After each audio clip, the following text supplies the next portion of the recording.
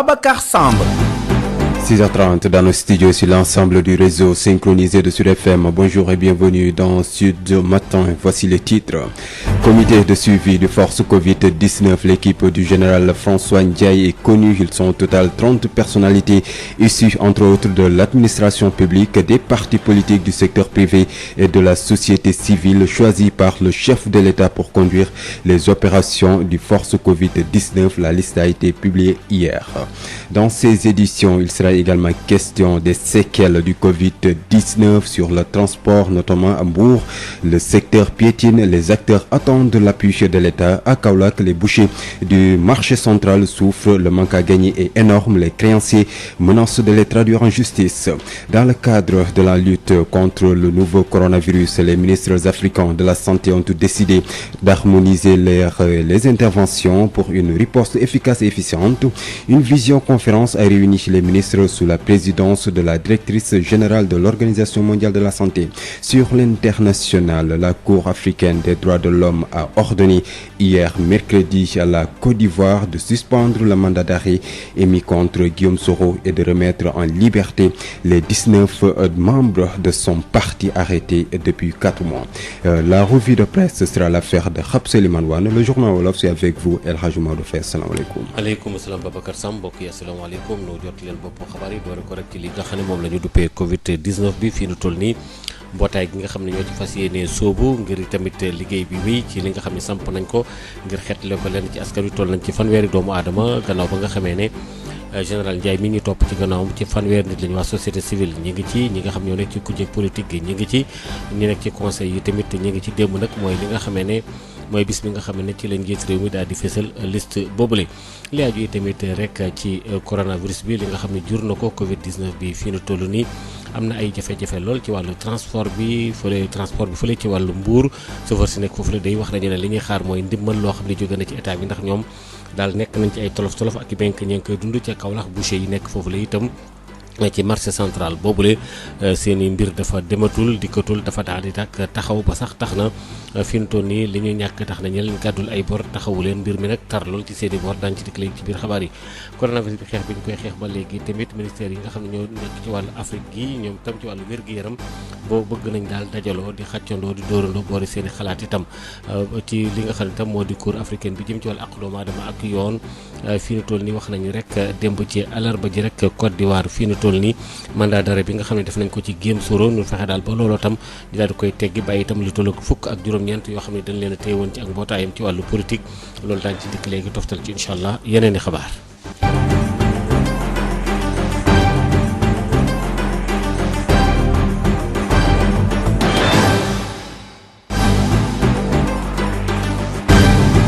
Leader incontesté de la location de voitures et du transport touristique, Sénécartour a toujours accompagné l'État du Sénégal dans sa politique de développement socio-économique. Sénécartour, une nouvelle vision du transport. Sénécartour vous offre la revue des titres à la une des quotidiens. Habsa Eliman Wane. Bonjour et bienvenue à cette revue des titres que nous démarrons par Sud Quotidien. Le mal prend ses aises dans les masques de la contamination, cache-nez en tout genre, non-respect des règles d'hygiène, fabrication avec tout type de tissu. C'est à lire dans Tribune. Critique nous donne la parole à Abdoulaye Diouf Sarr, ministre de la Santé et de l'Action sociale. Il n'y aura pas d'hécatombe si. Direct News, une cinquantaine d'émigrés sénégalais morts du coronavirus. Direct News qui rend hommage à ces soldats de l'économie tombés au champ de l'honneur. Après Direct News, nous nous intéressons à la une de l'AS, plan de résilience économique et sociale, les 9 commandements du club des investisseurs sénégalais. Le Soleil nous parle du fonds Force Covid-19, ce qui compose le comité de suivi. Après Le Soleil, place à Vox Populi, sacrilège dans des lieux de culte musulmans et chrétiens, une grande mosquée et une église profanée. Après Vox Populi, Libération nous parle de l'affaire Hiba Thiam, les inculpés parlent sur PV, l'incroyable confession. En sport, Stade, le quotidien du sport, nous parle dans sa rubrique Les Lions et la Tanière, buteur toujours aussi prolifique, une dernière danse pour Papis. Et terminons par Sunu Lamb, après 26 ans à la tête du CNG, Matar Ba lâche Alioune Sarr. Sénécartour di société bi ñu gën a ràññee ci wàllu location auto ak dem beek dikk bi ci wàllu tourisme xam nañ ko nu ko jekk ci gunge réewum Sénégal ci développement. Sénécartour gis-gis bu bees ci wàllu dem beek dikk bi. Sénécartour moo leen di may li gën a fës ci këru yéenekaay. asalaamaaleykum dal leen ak jàmm ci li gën a fës ci ëttu yéenekaay yi dañu koy door ak Sud Quotidien di xam ne daal ak lu mën a am fi mu toll nii mbas mi law na bu baax a baax suñu réew bu ñu jógee ci Sud Quotidien ñu jàll ci Tribune ñoom nag li leen soxal tey jii mooy masque maanaam yi nga xam ne moom la ñuy dëppoo fi mu toll nii daal askan wi di ko utiliser wante daal di ko jëfandikoo wante nee na daal yu bëri si ñoom daal dafa mel ne sàmmonte wu ñekk yi nga xam ne daal moo jëm ci wàllu cet bu ñu jógee ci Tribune jàll ci critique jox kàddu Abdoulaye Diouf Sarr mi nga xam ne moom lañ dénk wàllu wér-gu-yaram nee na sax mun na am ñu moytu daal li nga xam ne mooy ay faatu yu bëree bëri wante nag joxe na ay digtal si biir critique direct news ñoom di ñu wax ne luy tolloog juróom fukki doomi aadama yoo xam ne daal fii la ñu bawoo di ay émigré ñoom ñàkk nañu seen bakkan jëmale ci wàllu coronavirus bi laas moom di ñu waxtaanee plan bi nga xam ne moom la nguur gi tekk ngir jàppale askan wi ci wàllu koom ak tolluwaay jëm ci askan wi ak daal club des investisseurs sénégalais juróom-ñeenti digle yi nga xam ne daal moom la indi ngir jàppale ko nguur gi ci mbir moomule waa Soleil li leen soxal di fond force Covid 19 waxtaane ñu bu baax a baax ñi nga xam ne ñoo bokk ci boobule comité Vox Populi nag indi lu doy waar nee na dafa am ñoo xam ne daal dañoo dugg ci ay juma ak ay église daal def ay jëfin yoo xam ne daal yu ñaaw la Libération dellu si mbiru ndem si yàlla Hiba Thiam ak li nga xam ne daal ñoom lañ ci tuumaal kàddu yi nga xam ne moom lañ yëkkati nag ci PV yi loolu Libération dellu na si bu baax a baax ci suba si Stade le quotidien du sport jox waxtaan ñu tey ji ki nga xam ne mooy Papis ñuy jógee ci stade jeexale kook sunu lamb di ñu xamal ne ginnaaw ñaar fukki attaque juróom-benn ci bopp CNG nag Matar Ba di ministre bi ñu dénk wàllu tàggat yaram fi mu toll daal dafa mel ne daal àndul ak ki nga xam ne mooy Alioune Sarr mel ne daal ku ko nar a wan gannaaw dinañ ko gën a farañ fàcce ci revue de presse bi ci kanam. Il est 6h39 dans nos studios. Merci à Alassane Wade. À 6h45, Babacar Samb sera devant ce micro pour vous présenter le journal en français, la première édition. Avant cela, vous avez droit à Info Éco et à Info Santé avec Adja Ndeye Khady Diop. Très bonne suite de programme.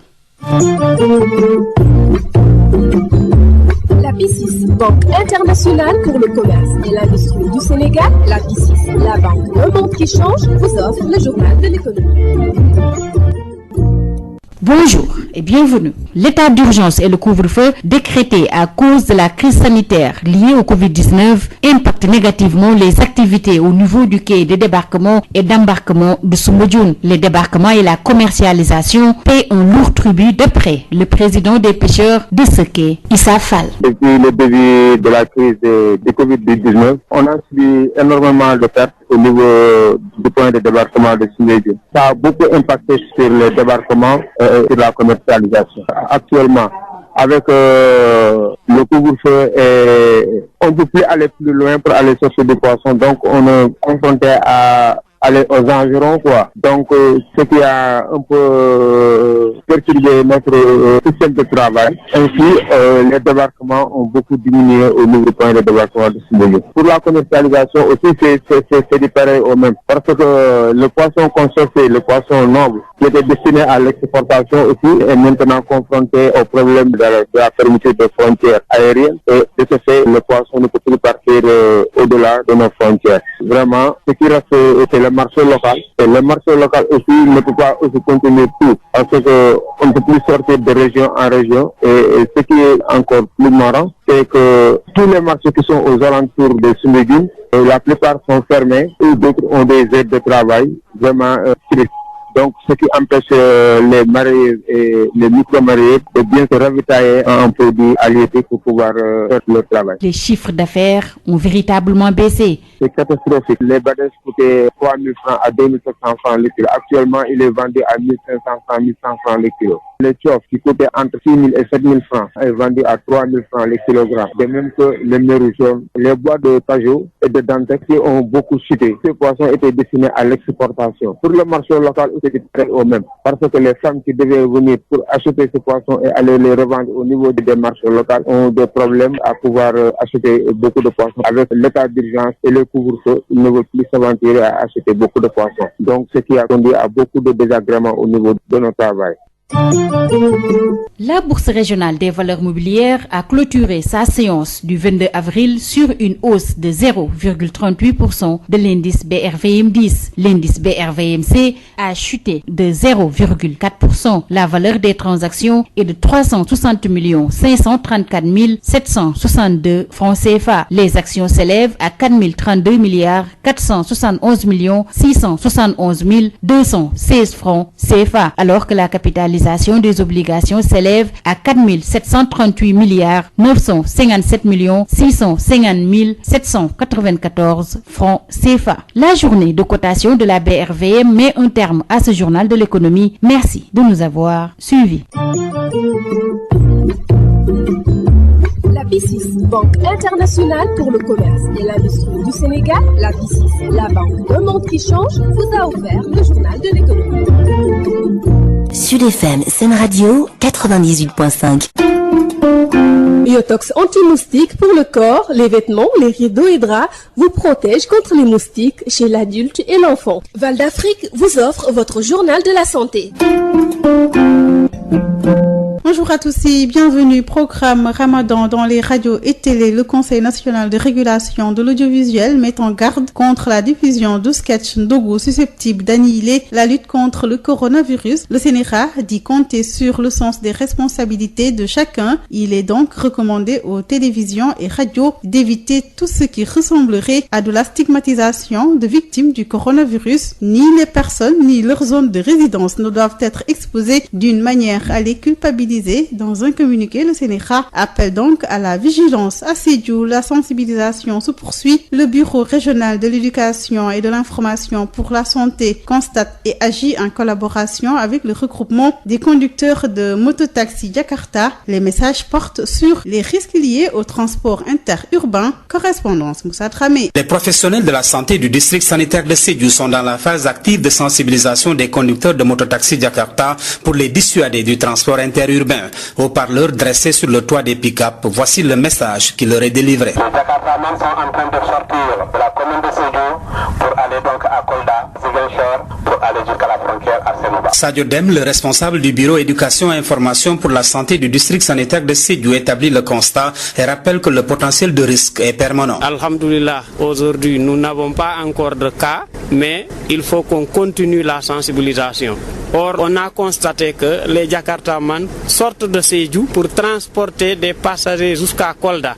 Ils vont jusqu'à Ziguinchor et d'autres en vont même jusqu'à la frontière. Il faut qu'on les avertisse parce qu'ils peuvent transporter des gens qui peuvent avoir le coronavirus sans qu'ils le sachent et ils vont le ramener chez nous à Sédhiou. Donc on les interpelle pour leur demander de rester dans la commune. Tout aussi conscient du risque, le président du regroupement des conducteurs de mototaxi Jakarta, qui de visu a fait le même constat, exhorte ses camarades conducteurs au respect des consignes de sécurité sanitaire. N'est-ce pas, Sandra? Oui, effectivement. Moi-même, je me suis déplacé, je suis allé rencontrer quelques jeunes qui étaient venus du Sénoba afin de les pouvoir expliquer que maintenant les transports interurbains sont arrêtés jusqu'à nouvel ordre. Le slogan de tout Sénégalais est de rester chez soi. Je les appelle à respecter également ces normes et ces règles. Sur le terrain, les forces de défense et de sécurité, y compris les agents de sécurité de proximité ASP et autres bonnes volontés, continuent de veiller au respect de l'ordre établi et n'hésitent point à faire valoir la loi dans toute sa rigueur.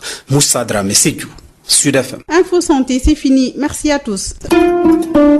Biotox anti-moustique pour le corps, les vêtements, les rideaux et draps vous protège contre les moustiques chez l'adulte et l'enfant. Val d'Afrique vous a offert votre journal de la santé.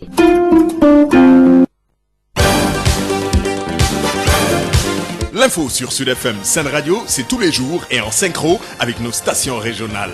Sud Matin, Sud Midi, Sud Soir. Économie, politique, sport, société, santé, tout y est.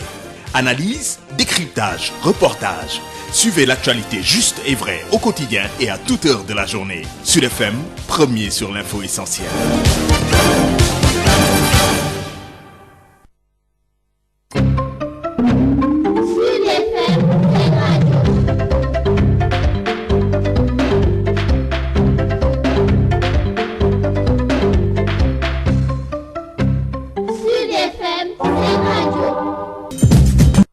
Sud Matin, le journal.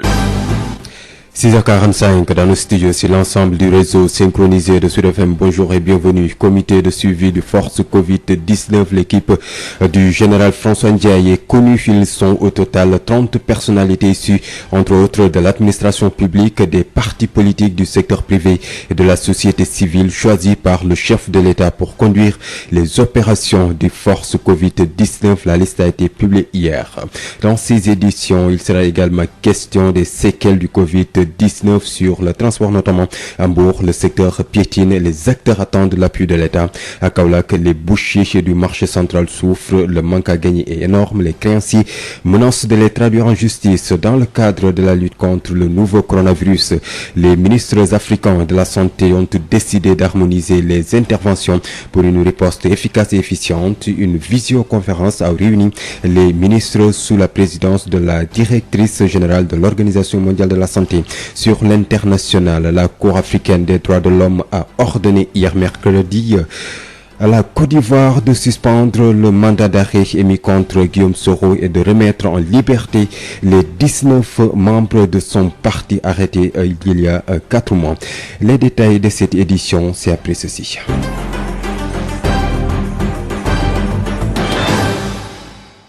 Sud Matin. Babacar Samb qui vous dit bonjour et bienvenue. Décret portant nomination des membres du comité de suivi de la mise en œuvre des opérations du force Covid-19. Le comité est composé de 30 personnalités issues de l'administration publique, des institutions de la République, des partis politiques, des collectivités locales, du secteur privé, du mouvement consumériste et de la société civile. Le comité a été, et je vous le rappelle, est dirigé par le général François Ndiaye. Parlons des effets néfastes du Covid-19. Les difficultés n'épargnent pas le secteur du transport à Mbour, un secteur qui attend donc de bénéficier de l'aide apportée par l'État aux impactés dans le cadre de la du force Covid-19. Les transporteurs demandent aussi des explications sur les bus Tata immobilisés devant le commissariat de Mbour. Les détails avec Babacar Sow. Impact du Covid-19 au niveau du secteur des transports routiers. Le président national du secteur à Mbour élève la voix. En cause, la situation catastrophique vécue par la plupart des Sénégalais dans le cadre de la lutte contre le coronavirus ne les épargne pas. Les effets économiques néfastes de la pandémie qui non seulement a paralysé le secteur, mais a fini de confiner la plupart des chauffeurs loin de leur famille. D'où l'appel adressé au chef de l'État Macky Sall pour bénéficier de l'aide sociale le plus rapidement possible. Pierre Mbakhane Gomis, président national du secteur des transports routiers. Je suis le responsable du projet AFTI à Mbour. Tout cela est dû à la maladie. Les bus Tata sont garés chez eux et la plupart des chauffeurs sont confinés loin de leur famille. Ceux qui sont à Kolda ne sont pas chez eux. De même pour Mbour, Thiès et les autres localités. Nous demandons au président Macky Sall l'aide sociale, nous devons en bénéficier le plus rapidement possible et nous en avons besoin. Occasion saisie pour apporter des éclaircies sur la situation des bus Tata immobilisés avant-hier devant le commissariat de police de Mbour pour non-respect des règles de transport. Pierre Mbakhane Gomis. Nous présentons nos excuses suite au malentendu qui s'est produit entre les chauffeurs et les autorités de la ville. Nos excuses au préfet, au commissaire de la gendarmerie. À propos des faits d'hier, nous voulons apporter des précisions. Ils n'ont pas été arrêtés, mais seulement les pièces ont été confisquées. Babacar Sow depuis Mbour pour Sud FM. Babacar Sow, parlant de ces conséquences de l'état d'urgence et du Covid-19 à Kaolack, les bouchers du marché central souffrent à cause du manque à gagner qui est quand même énorme. Ils n'arrivent plus à s'acquitter de leurs engagements vis-à-vis des créanciers. Ces créanciers qui menacent justement de les traduire en justice. À Kaolack, toujours le projet de valorisation des eaux et de développement des chaînes de valeur a mis en place des conseils agricoles et ruraux pour booster la riziculture dans le bassin arachidier. 30 sites sont identifiés pour la réalisation d'aménagements rizicoles ainsi que des périmètres maraîchers.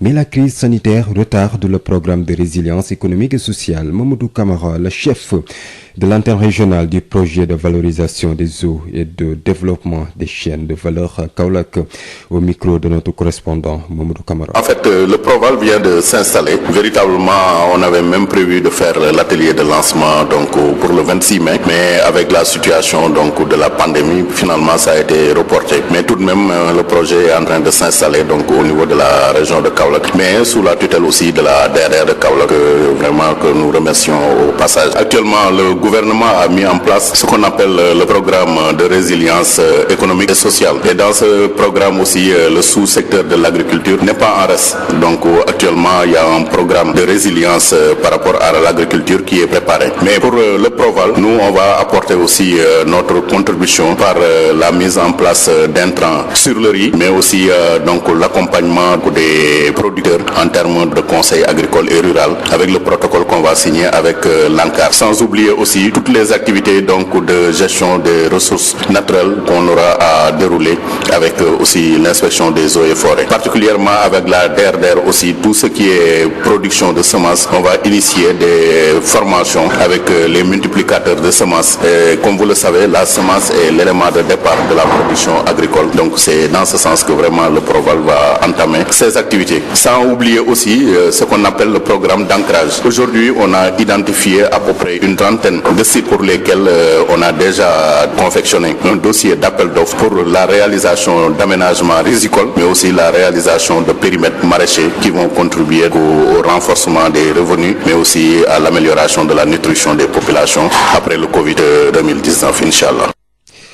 Parlons toujours du coronavirus, de nouveaux cas déclarés à Touba-la-Sainte. Hier, mercredi, les autorités locales ont pris la décision de fermer tous les marchés de la ville jusqu'au 29 avril pour indiquer la propagation du Covid-19. Correspondance Toutissé. Le district sanitaire de Touba a encore enregistré ce mercredi 2 cas communautaires et 5 cas contacts, soit un total de 7. Du côté de Mbacké, 2 cas sont enregistrés. Le centre de traitement de Darou Marnane, qui devait être libéré, reçoit toujours des patients. L'identification des cas contacts se poursuit du côté des autorités médicales qui ont renforcé le dispositif. Quant aux autorités administratives, elles ont décidé d'aller plus loin. Le préfet du département de Mbacké, à travers un arrêté, a décidé la fermeture du grand marché de Touba appelé Okas, ainsi que les autres marchés de la ville du 23 avril à 6h au 29 avril à 15h. Le marché Saint-Tian de Mbacké est aussi concerné par la mesure. L'affluence a été alors grande ce mercredi au marché Okas. Chacun voulait faire ses achats en un temps record. Une situation qui a entraîné une rareté de certains produits et pourtant les vendeurs de denrées alimentaires sont autorisés à poursuivre leurs activités durant les 3 jours. Concernant le port obligatoire de masques, certains tardent à respecter cette mesure dans les lieux publics et véhicules de transport en commun. Toutissé Mbacké, Sud FM. Les cas de décès du nouveau coronavirus Covid-19 au Sénégal concernent en majorité les personnes du 3e âge. Certaines personnes interrogées sont bien conscientes et savent qu'elles sont vulnérables.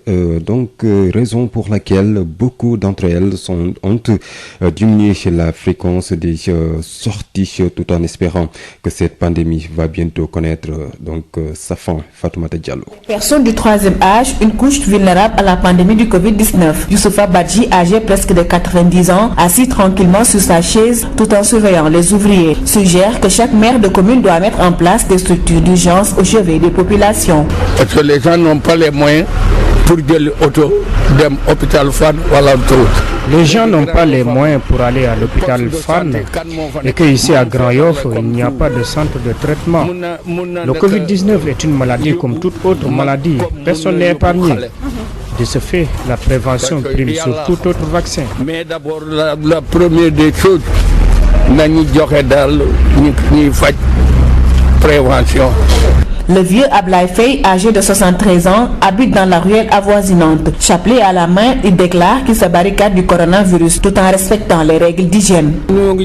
Nous avons pris nos précautions et nous suivons à la lettre les recommandations des autorités sanitaires. Nous prions également au bon Dieu pour que cette maladie soit éradiquée. Vendeuse de friperie, Seynabou Diop, la soixantaine dépassée, bouteille d'eau de javel sous la table, son masque bien attaché, informe qu'à chaque fois qu'elle touche l'argent, elle se désinfecte les mains. Mais aussi, elle ne cesse de sensibiliser sa progéniture sur les mesures préventives.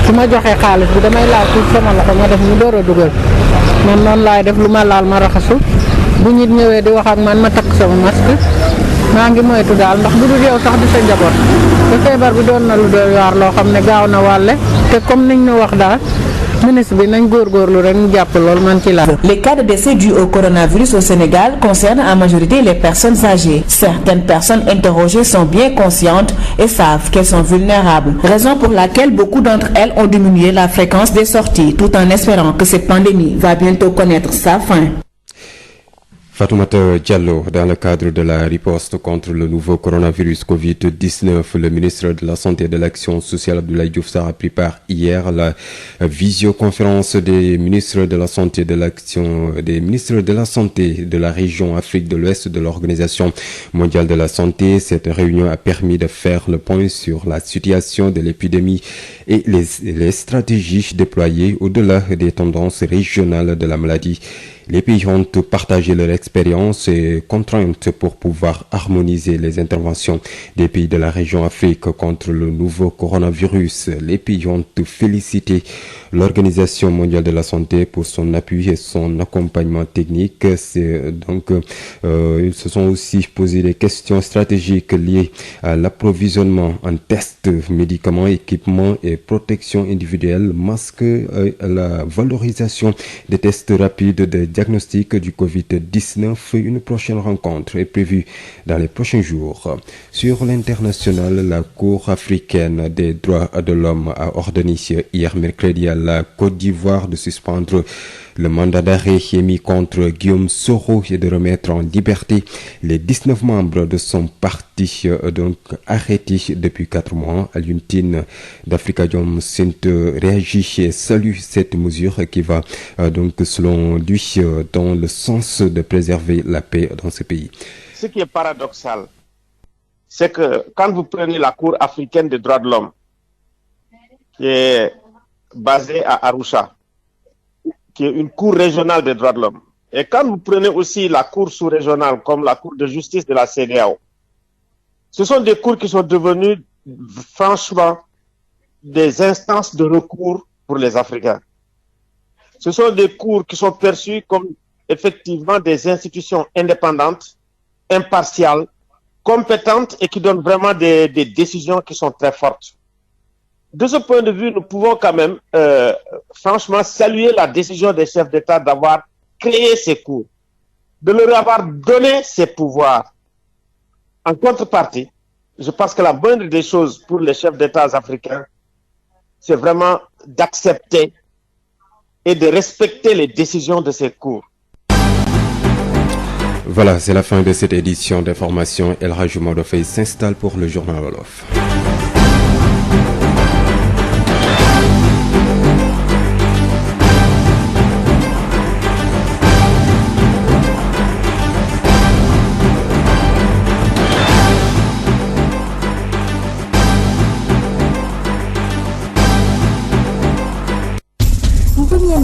Ndakaaru fekk ñun weesu nañu leen Sud FM moo leen di taaj ci xolu Sénégal lii nag mooy wute gi ci Sud FM.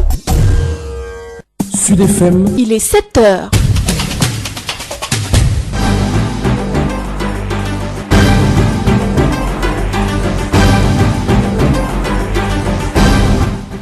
mbokk yi juróom-ñaari waxtu mooy door a jot sënkam asalaamaaleykum ñu nuyu leen fas yéene leen a jot lit xabaar yi.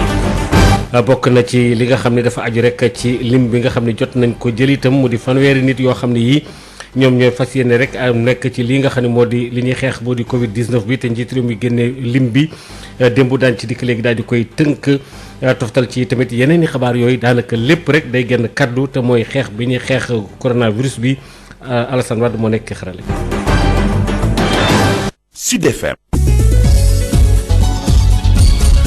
jërë ngeen jëf mbokk yi asalaamaaleykum ñu nuyuwaat leen décret boo xam ne bii mi ngi jóge ci njiitu réew mi jëmale ko rek tamit ci xeex bi ñuy xeex lii nga xamee ni moo di Covid 19 bi fii ñu toll nii am na ci ab lim boo xam ne bi jël nañ ko ñu toll ci fanweeri nit yoo xam ne yii ñoom ñoo di fas yéene ànd rek ak tamit ki nga xamee ne moo di kilifa gi nga xamee ne ci l'armée bi la nekkoon bu ko defee itam moom it mu daal di jiite ñu topp ca fanweeri nit yooyu la nag bokk am na ci ñoo xam ne ñu ngi nekk ci administration bi am na ci ñoo xam ne nag ñu ngi bokk itam ci mbootaay yi nga xam ne ñoom la ñu duppee société civile bi am na ci ñoo xam ne itam ñu ngi nekk assemblée nationale am ñu nekk ci kujjeg politique bi ñoo ñëpp nag ànd nag ci comité boobu yi nga xam ne ki koy jiite moo di général bi ñu duppee François Ndiaye sa illa bi mooy ñu daal di nag wéyal lépp loo xam ne aju na ci wàllu lu ñu génnee moo xam ndimbal la wala tamit ay koppar la ñu duppee ko nag force Covid 19 bi loolee itam daal di war a mën a tàmbali seen liggéey gannaaw ba nga xamee ne général boobu itam njiitu réew mi moom moo ko faloon di président Macky Sall li aju yi tamit ci Covid 19 bi ba léegi itam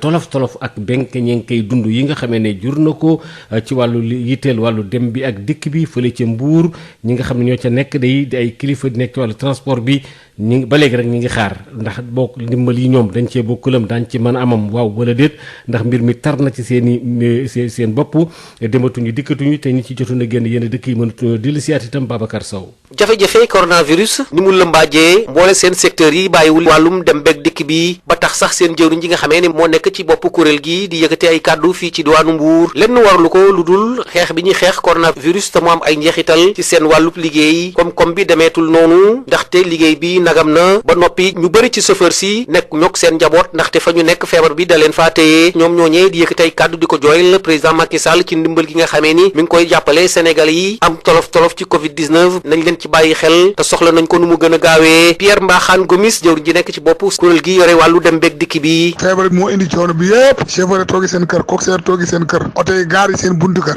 chauffeur yi ni ci àll bi dëkk Mbuur mëntu ñoo ñëw Mbuur ndax ñoo ngi Casamance dëkk Thiès mëntu ñoo ñëw Thiès ndax ñu nga Kolda dëkk Kolda mëntu ñoo dem Kolda ndax ñu nga Tivaouane wala ñu ngi Thiès wala ñu ngi Dakar wala ñu ngi Mbuur gi feebar bi ko indi rek waaye nag dinaa profité dafa liñ naan une pierre deux coups sàkkuwaale ñaaxaale ci président de la République du Sénégal Macky Sall pour que ndimbal li nga xam ne jógu na te war a jëm ci acteur u gaaru ci transport pour des personnes en matière de transport interurbain ak tamit ndimbal li war a ñu ci waa aftu ñu ngi ñaan daal président la mu gaaw lu mu gaaw rek gën nañu koo yàkkamte gën nañu koo soxla loolee tax na sax ba ñu yëkkatiwaat ay kàddu di andi ay leeral ci lenn ci bus tata yi nga xamee ni tegoon nañ leen loxo ci buntu commissariat bu Mbuur ndaxte jëflante wuñ woon ak yoon ci li mu santaane ci wàllum transport Pierre Mbaxane Gomis ñu ngi jégguluwaat ci suñu njaboot tooñ ñu tooñ ci ñàkk xam ak njuum waaye dug réew dug ndof waaye nag ci ñàkk xam ñàkk yëg information bu desoon la ñu ngi jéggulu préfet bi police commissaire bi di jéggulu également élément police yi nekkoon ci tel bi ak commandant ak capitaine gendarmerie doon ci gën a indi ay leeral ci xibaar bi jóg démb jëm ci car tata yu Mbuur kon su defee boobu la dellusiwaat pour gën a leeral wax ci am na lu ci am ci tata yi nga xam ne ñoo nekk buntu commissariat démb ba tey loolu laa bëggoon mu leer jàpp ñu ci kenn lu may oto bu nu jël ay pièces am gaari ji nañ leen ndax mën ñoo yëpp juróom-ñeenti nit. Babacar Sow dañ ko jokko kii fii ci Mbuur pour Sud FM. Babacar Sow ñu ngi lay jaajëfal foofule ca Mbuur li aju yi tamit ba tey rek tamit ci Covid 19 bi fële ca Kaolack ñi nga xam ne ay boucher lañ doon fa jaay yàpp ak yu demee noonu ca marché ba nekk foofule day ñoom it ñu ngi ci ak ay tolof ak dundin yoo xam ne yu tar la Mamadou Camara kon daañ ci dikkaat ci yeneen i jamono gannaaw ba nga xamee ne boucher yi nekk foofule seen i tolof moom mooy ñi nga xamee ne itam dañ leen a yoreel sax foofu ay bor am na ci sax mbir mi nee ñu ma ngay law ba war a yegg sax ci wàllu yoon daañ ci dikkaat kon ci élément boobule su fekkente ne sotti na ca Kaolack ci tolof yi nga xamee ne moom la coronavirus bi jur kon élément boobu sotteegul ñu may indi ca Kaolack ba léegi itam li aju tamit ci projet yi nga xam tam dafa jëm rek tamit ci lépp loo xam ne jëm na ci wàllu di gën a mën a taxawal itam li jëm ci wàllu développement ak tamit fexe tamit daal ba rek lépp loo xam ne jëm na ci lu ñuy war a mën a taxawal mu jëm ci wàllu mbay mi ak itam li koy gën a wéel jëmale ko ca kanam ci wàllu mbayum roose mi ak itam mbayum ceeb meeg lu mu ca mën a doon daal ba sax itam ci foofee ca Saalum nga xam ne mbayum gerte am na fa lool am na ci fanweeri site yoo xam ne daal jot nañ leen a ràññi ngir xool tam loolee nuñ koy mën a defaraatee ba looloo tam ndox it war caa mën a am ba mbayum dërmee tam war faa mën a nekk lu taxaw kii nga xam ne moo di Mamadou Camara di chef bi nga xam ne tam moom moo jiite antenne bi nekk ci gox yooyu lee ngir ñu gën a joyantiyaat gën a defaraat lépp loo xam ne aju na ci wàllu chaîne boobu lee waxtaan ak Mamadou Camara ñu déglu ko. Proval nag muy projet boo xam ne nii day fexe dajale ndox yi pour ñu jëfandikoo ko ci li ñuy wax chaîne de valeur mooy depuis waajal mbay ba ca ni ñuy jëfandikoo li jógee ko ci tool yi jëm na ci mbirum mbayum ceeb mais aussi ak maraîchage am na yeneen muy mbirum eaux et forêt muy élevage yarum jën xam nga nguur gi fi ne taxawal na benn programme résilience secteur socio-économique dafa lënkale yëngu-yëngu yi ci jamono yépp ministère de l'agriculture bi nga xam ne nii foofu lañ bokk ñoom tamit taxawal nañ benn programme résilience bu jëm ci mbirum mbay mi ñun li ñu mébét mooy nawet bi di ñëw incha allah daañ jàppale baykat yi ci lu jëm ci mbirum mbayum ceeb ci superficie yu yaatu ñu ngi ko nekk di nisër ak waa ANCAR ak waa DRDR mais aussi daañ yëngatu tamit ci li ñuy wax gestion des ressources naturelles xur yi nga xam ne nii maanaam ndox da ko nekk di yàq muy wàll nagee yi bërëb yi nga xam ne nii tamit lakk da koy sonal yooyu yëpp aussi ñu ngi ciy lëkkaloo ak waa eaux et forêt pour mën cee aar askan wi lu jëm ci mbirum élevage tamit fi ne ñu ngi ko nekk di nas ak waa service de l'élevage pour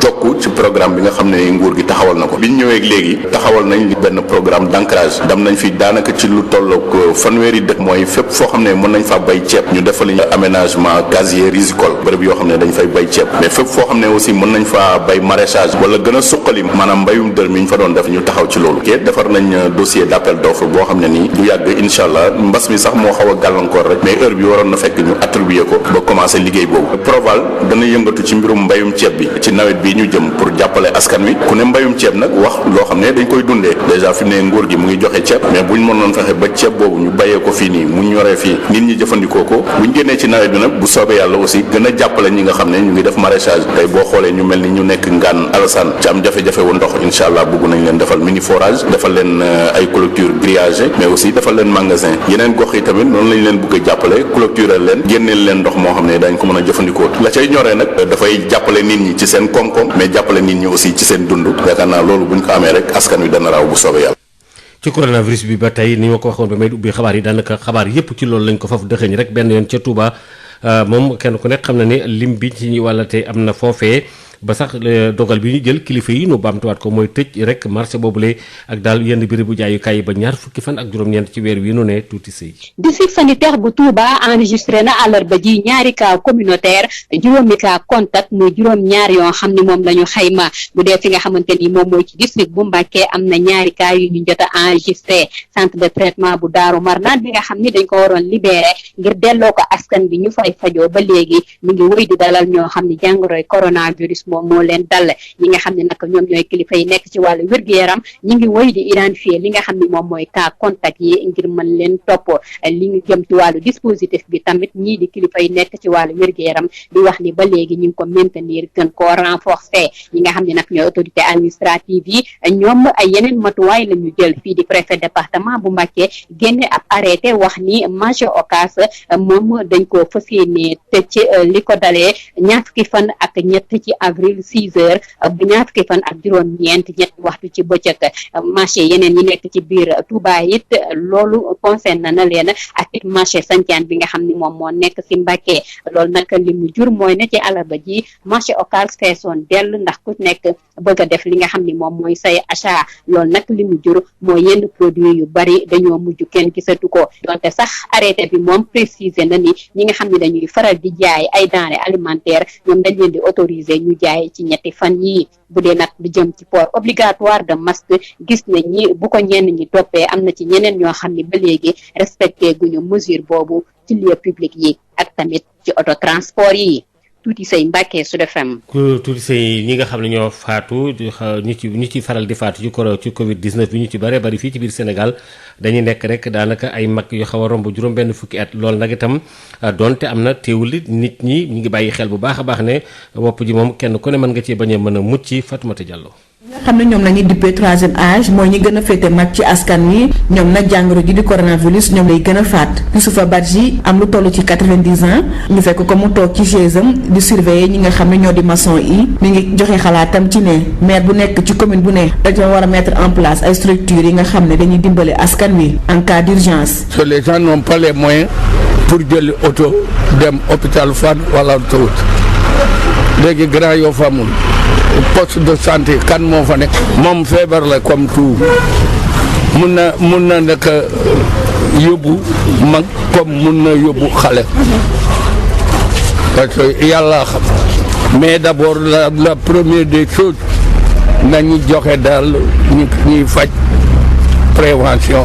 Ablaye Faye moom mu am 73 ans dëkk ci beneen wet ga mu yor kurus gi ci loxo gi mi ngi xamle ni moom mi ngi jël bépp matukaay ngir xeex jàngoroy coronavirus gi lee. ñoo ngi jël sunuy matukaay kañ bu baax a baax a baax a baax fa fas yéene di ñaan it ndax yàlla jëlee ko fi ñoo ngi jël sunuy matukaay bu baax a baax ndax dañuy ñoo ngi raxasu ñoo ngi jël ay kii li gouvernement bi santaane daal donc. moom muy jaay ay serviette ak ay drap fëgg jaay Seynabou Diop am lu toll ci 60 ans bouteille eau de javel bi mu fekk ko mu ko teg ci suufu table bi masque bi mu takk ko bu baax a baax mi ngi xam ne ni saa su laalee xaalis bi rek mi ngay raxas loxo yi ak eau de javel ak saabu ñaax njabootam ngir ñu gën a moytandiku ak fàggandiku ci jàngoro coronavirus gi lee. su ma joxee xaalis bi damay laal tuuti sama loxo ma def mu door a dugal man noonu laay def lu ma laal ma raxasu bu nit ñëwee di wax ak man ma takk sama masque maa ngi moytu daal ndax bu dul yow sax di sa njaboot te feebar bi doon na lu doy waar loo xam ne gaaw na wàlle te comme niñ ñu wax daal ministre bi nañ góorgóorlu rek ñu jàpp lool man ci laa. fii nag ci Sénégal jàngoroy coronavirus ñu muy gën a faat moo di ñi nga xam ne ñoo gën a féetee mag loolee waral sax ba ñenn ci ñu laaj ñoom ñi nga xam ne ni ñoom xam nañu bu baax ni jàngoro ji ñoom la gën a sonal te ñoom lay gën a faat loolee sax tax na ba ñoom ñi nga xam ni laaj nañ leen nee nañu nag wàññi nañu seen ay génn bu baax a baax te di am yaakaar ni balaa yàgg mbas mi dina jeex ku nekk dellu ci ay activité am. li aju ci wàllu rek ministre yi ñu dénk wàllu wér-gi-yaram ci nekk ci réew Afrique yi ñu ngi doon waxtaan wa nag dañ ko doon def ci ab diggante di xoolante ci xeetu vidéo yi gisante ci seen biir waaye bokk nu benn jotaay loolee ñu ngi doon waxtaane nu ñuy def daal ba bokk genn kàddu di xàccandoo di dóorandoo ngir itam mën a daaneel tawat ji ak waa OMS itam di mbootaay gi nga xam ne ñoom ñoo yore wàllu wér-gu-yaram ci àdduna bi yëpp wërngal kàppi daal waxit ne lépp loo xam ne aju na ci wàllu riposte bi daañu ko gën a kàttanal boole seen doole rawati nag réew yi Afrique yi fii nu toll nii te Covid 19 bi itam ñuy daal fagaru ndax xoddeeku ñaare bala ngaa lakkale bala ñoo yegg ci lim yu takku yi li aju ci wàllu ñii nga xam ne Cour africaine bi nga xam ne ci wàllu àq doomu aadama ak yoon ci lay yëngu nee ñu dañoo wax rek ci àllarba ji démb waa Côte d'Ivoire kii di Guillaume Soro ñu daal di koy bàyyi nag ci ak liberté am te tegg itam daan yi nga xam ne teg nañ ko ci ak ndoddam ak ñeneen nit yu mu àndaloon tam li tolloog fukk nit ak juróom-ñeent Alioune Tine jokkoo ci ak Moustapha Dieng. xabaar boobu ñu ngi koy rafetlu ndax boo gisee cour de justice yooyu mu nekk bi nga xam ne moo ne Arusha mooy cour de justice de la commission africaine des droits de l'homme et des peuples cour de justice beneen bi mooy cour de justice boo xam ne mooy bu CEDEAO maanaam boo jëlee dëgg décision yi jël yëpp dafa aw yoon décision yi jël yëpp dañ ko teg ci xarañ décision yi jël yëpp dañ ko teg ci li nga xam ne aussi mooy seen indépendance maanaam amuñu benn pression boo xam ne daf lay jóge ci état yi ñu wax leen ni nii ngeen di doxale wala nee ngeen di doxale vraiment ci seen sañ-sañ la jógee donc lu am solo la tey boo jëlee si affaire Côte d'Ivoire bi Guillaume Soro ñi yow suba daal di ko ne yow daal da nga jël nga xaalis am na lu ñu lay jiiñ bu jël avion di ñëw ñu ne ko bul wàcc ci réew mi kenn musu ko gis donc cour bi décision bu mu jël décision bu baax la te cour bi chef d'état yi ak gouvernement yi ñoom ñoo leen teg foofu ñoo leen créé donc décision bi ñu jël nañ ko respecté donc Guillaume Soro nañ ko bàyyi mu dellu surtout que candidat la à la présidence de la République ñii tamit mu am ay députés yu mu àndal ñoom la ba ñoo ak yeneen presque plus de 10 députés yoo xam ne dañ leen jàpp tëj leen te malaan bi nga xam ne moom moo leen di aar wuñ ko sax donc loolu yëpp dëgg-dëgg dafa ne loo xam ne dafa ñaaw ci démocratie boo xam ne comme Côte d'Ivoire la te Côte d'Ivoire indi na ay xeex yu metti ci mbiru nguur naa jël nguur bu ma kii nguur te Guillaume Soro ak ñoom en 2002 buñ ko fàttee buñ fàtte aussi guerre bi fa amoon 2010 loolu yëpp affaire nguur la donc li ñu war a def Côte d'Ivoire tey mooy dajale doomu Côte d'Ivoire yëpp ñu toog waxtaan juboo bu ñu dem ci élection yi ku gagné ñu ne yow la surtout que moom Ouattara tey vraiment loolu ñu ngi koy rafetlu lool nee na man du ma bokk ci du ma def troisième mandat donc loolu lu rafet la kon nag na continuer fexe ba nga xam ne ñi bëgg nekk candidat yépp dañ nekk candidat député yi ñu jàpp tëj leen te awul yoon ñu bàyyi leen ñoom ñëpp su ko defee Côte d'Ivoire daal di féex waxtaan ñëw ñu bokk ndey bokk baay bu ñu defee seen élection ku gagné ñu xam ne yow yaa gagné jeex na. Maodo Faye. bokki kon foofu la xabaar yi bu ree nu bàyyi béréb bi ak Habsa Eliman woon ci yëgle kay. La revue de la presse sur Sud FM. Sud Quotidien, Walf Quotidien, Le Soleil, Le Populaire, L'Obs. La revue de la presse sur Sud FM, écoutez la différence. CSIP ñëpp ràññee ko ci compagnie sénégalaise industrielle de PVC est une société spécialisée dans la production et la commercialisation de tuyaux en PVC et en PHD ñëpp ko ràññee ci réew mi ndax liggéey bu mucc ayib sous région bi fu nekk la ñuy fàqee di ñëw fii nga xam ne mooy Sénégal rafetlu seen liggéey lool naw leen lool ñu leen di proposer gamme boo xam ne dafa jëm ci diamètre 20 ba diamètre 400 millimètres lépp jëm ci ay évacuation assainissement pression ak adduction d'eau potable. Nous avons aussi des tubes télécom et des tubes orange. L'on namm ci tube orange wala tube télécom fekk ko ci ñun. Nous disposons aussi d'un parc industriel relativement jeune. Amit laboratoire boo xam ni bokk na ci yi nga xam ne moo mujjee génn ci àdduna bi amit capacité de production bu doy. Loo ci soxla rek ñu defal la ko. Ba noppi it dañ lay jàppale ci rapport qualité prix toppatoo la xool say bëgg-bëgg gunge la jàppale la am nañu équipe bu dynamique boo xam ne loolu rek moo ko tax a jug dañuy fexe client bi bëgg lool di kontaan lool lu ñu la jox nga ne gongo. Compagnie sénégalaise industrielle de PVC ña nga ca domaine industriel de Diamniadio le numéro 66 appelez-nous au 33 950 54 54 woo leen ci 33 950 54 54 70 569 03 69 70 638 00 71 mail csip@csip.sn. Visitez notre site web www.csip.sn. À l'établissement Mbaye Frères, votre confort à l'aide d'une production et distribution locale de qualité est notre unique priorité. À cet effet, nous vous proposons ce qui se fait de mieux en matière de confection de double vitrage, qui est un procédé qui permet une totale isolation acoustique et thermique. Plus de nuisances sonores, plus de transfert de chaleur et moins de dépenses d'énergie. L'établissement Baye Frères, c'est également un équipement de dernière technologie en ce qui concerne les finitions de verre, polissage prestige, biseautage 45 degrés, découpe sur gabarit. À l'établissement Baye Frères, tout le savoir-faire et l'expertise locale sont mis à la disposition pour une parfaite prise en charge de vos besoins et une totale satisfaction de notre clientèle. Adresse HLM 1, rue 13, avenue Cheikh Ahmadou Bamba, Dakar. Téléphone 33 864 75 15. CSIP et les établissements Mbaye et Frères vous offrent la revue de presse.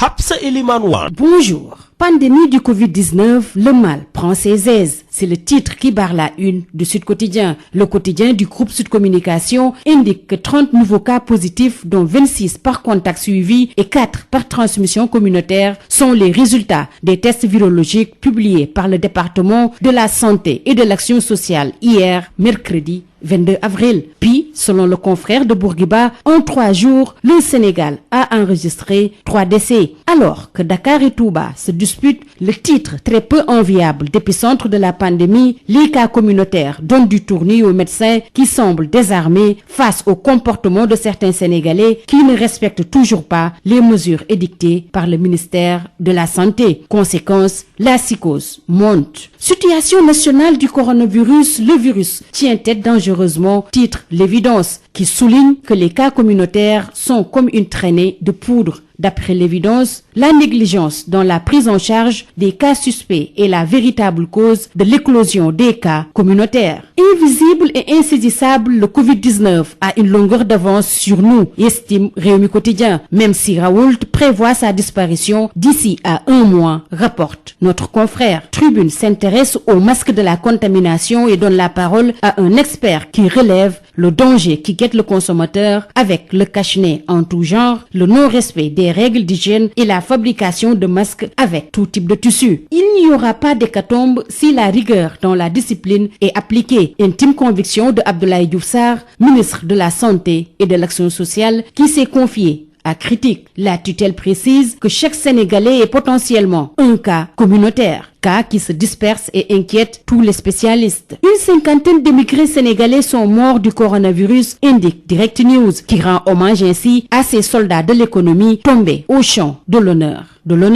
Près de 1000 milliards de francs CFA sont injectés annuellement par les immigrés sénégalais durant ces 10 dernières années. Intéressons-nous à présent au plan de résilience économique et sociale avec les 9 commandements du Club des investisseurs sénégalais dans l'AS, qui détaille la batterie de propositions du 6. Le Club des investisseurs sénégalais qui renforce l'État estime 24 heures. Le Soleil nous parle de ce qui compose le comité de suivi du Fonds Force Covid-19, dirigé par le général François Ndiaye. Membres qui proviennent entre autres des ministères, des institutions telles que l'Assemblée nationale, des partis politiques, de la société civile et des syndicats. Force Covid-19 du général Ndiaye, forte de 30 fantassins. Estime Vox Populi qui rapporte que parmi les hommes nommés par Macky figurent Issa Sall, Pape Diop, Habib Sy, Toussaint Manga, Aïssata Tall Sall, Aliou Sall et Mademba Sok. Justement, une des membres du comité, en l'occurrence Yacine Fall, qui devait représenter l'opposition en compagnie de Habib Sy, se désiste 30 minutes avant la publication, selon les Échos. Sacrilège dans des lieux de culte musulmans et chrétiens. Une grande mosquée et une église profanée, souligne Vox Populi, qui ajoute qu'à Diamniadio, les nattes de prière ont été brûlées par un individu qui y a pris un bain mystique. À Marsassoum, le tabernacle a été ouvert, le ciboire et la custode des hosties emportés par une overdose. Hiba Thiam et l'affaire liée à son décès intéresse Libération qui revient ce matin sur l'incroyable confession des inculpés qui parlent sur PV. La famille de la victime monte au front et constitue Maître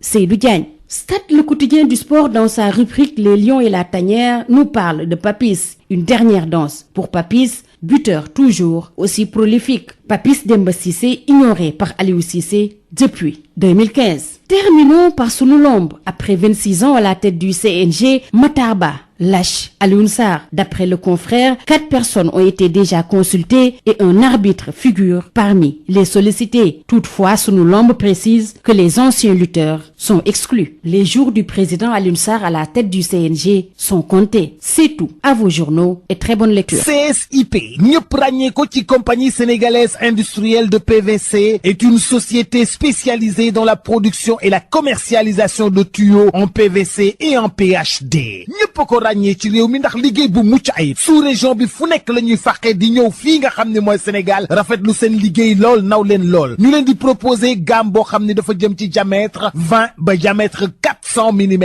lépp jëm ci ay évacuation, assainissement, pression ak adduction d'eau potable. Nous avons aussi des tubes télécom et des tubes orange. Loo namm ci tube orange wala tube télécom fekk ko ci ñun. Nous disposons aussi d'un parc industriel relativement jeune. Amit laboratoire boo xam ni bokk na ci yi nga xam ne moom mujjee génn ci àdduna bi. Amit capacité de production bu doy. Loo ci soxla rek ñu defal la ko. Ba noppi it dañ lay jàppale ci rapport qualité prix. Toppatoo la xool say bëgg-bëgg gunge la jàppale la. Am nañu équipe bu dynamique boo xam ne loolu rek moo ko tax a jug. Dañuy fexe client bi bëgg lool di kontaan lool lu ñu la jox nga ne gongo. Compagnie sénégalaise industrielle de PVC ña nga ca domaine industriel de Diamniadio lo numéro 66. Appelez-nous au 33 950 54 54 ou au leen ci 33 950 54 54 70 569 03 69 70 638 00 71. Mail csip@csip.sn. Visitez notre site web www.csip.sn. À l'établissement Mbaye Frères, votre confort à l'aide d'une production et distribution locale de qualité est notre unique priorité. À cet effet, nous vous proposons ce qui se fait de mieux en matière de confection de double vitrage, qui est un procédé qui permet une totale isolation acoustique et thermique. Plus de nuisances sonores, plus de transfert de chaleur et moins de dépenses d'énergie.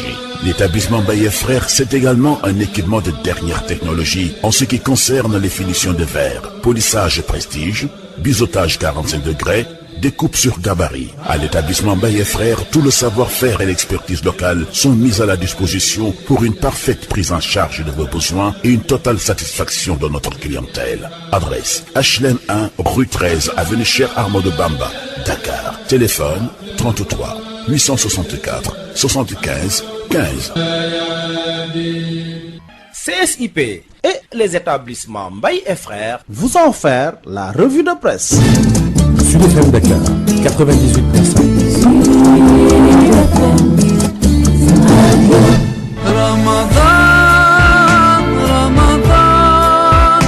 رمضان يا mbokk di turu Sud FM seen rajo andi na leen programme bu am solo ci weeru koor gi bés bu yàlla sàkk bu 5 heures jotee ba tegal fanweeri minute oustaz Mbacke Sylla dina ñëw ak yéen ci almisbaax bu 6 heures jotee oustaz Alioune Sall ànd ak yéen ci waxtaanu fajar bu ñu demee ba ñaari waxtu ginnaaw tisbaar oustaz Alioune Mbaye dina ànd ak yéen ci waxtaanu koor yonent bi sallallahu alayhi wa sallam gàddaay gi xare Badar xare Uhud waaye digganteem ak yahuud yi bu ñu ci noppee 15 heures seen tafsirul Qur'an ak oustaz Alioune Sall ñu toftal ci nag ak oustaz Mbacke Sylla seen émission xamtu di laaj ak tontu mu jëm ci seen diine altine ba àjjuma samedi ak dimanche ñeenti waxtu imam Momar Seck yàlla may ko lool ci wàllu yar dinañu yar ci suñu diine rawatina naka la ñuy wooree ba mën a am ci ngëneel yi ak imam Momar Seck samedi ak dimanche bu ñeenti waxtu jotee ginnaaw bu ñu ndogoo ba noppi nag ànd leen ak oustaz Alioune Sall ci seen émission Riyadou Salihine ñu toftal ci yasalunaka ngeen mën a andi seen laaj ñu tontu leen mu di ci ànd ak oustaz Mbacke Sylla ginnaaw xibaaru minuit nag oustaz Alioune Mbaye dina dellu siwaat ci seen émission gunge koor ci ay waxtaan ak thème yu am solo ànd ci nag ak yéen auditeurs yi ci 88 628 98 98 lii mooy programme bi nga xam ne seen rajo andil na leen ko ci weeru koor gi ñuy ñaan suñu borom defal ñu kooru jàmm te nangul ñu ليتك دوما قريب ليتك دوما قريب Sud FM Dakar 98.5.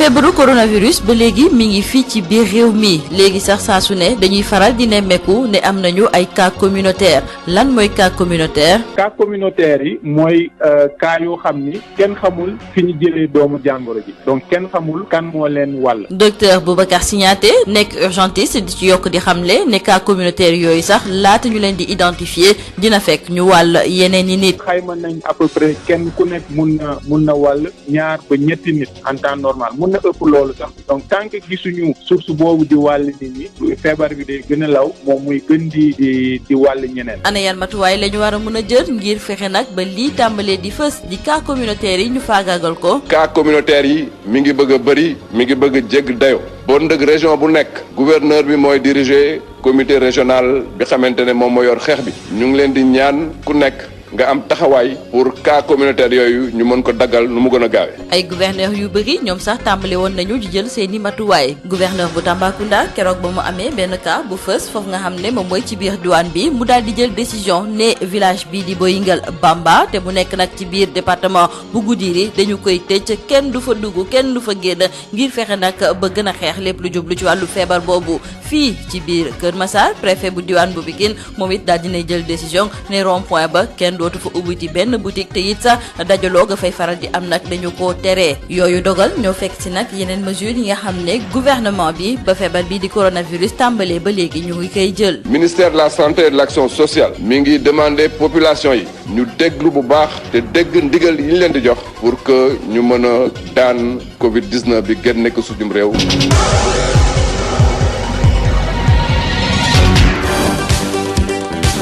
Que vous soyez à travers le monde, téléchargez l'application Sud FM Radio Sénégal pour écouter en direct ou en replay vos émissions préférées. L'appli Sud FM Radio Sénégal est disponible sur Android et Windows Phone. Sud FM, première radio privée du Sénégal.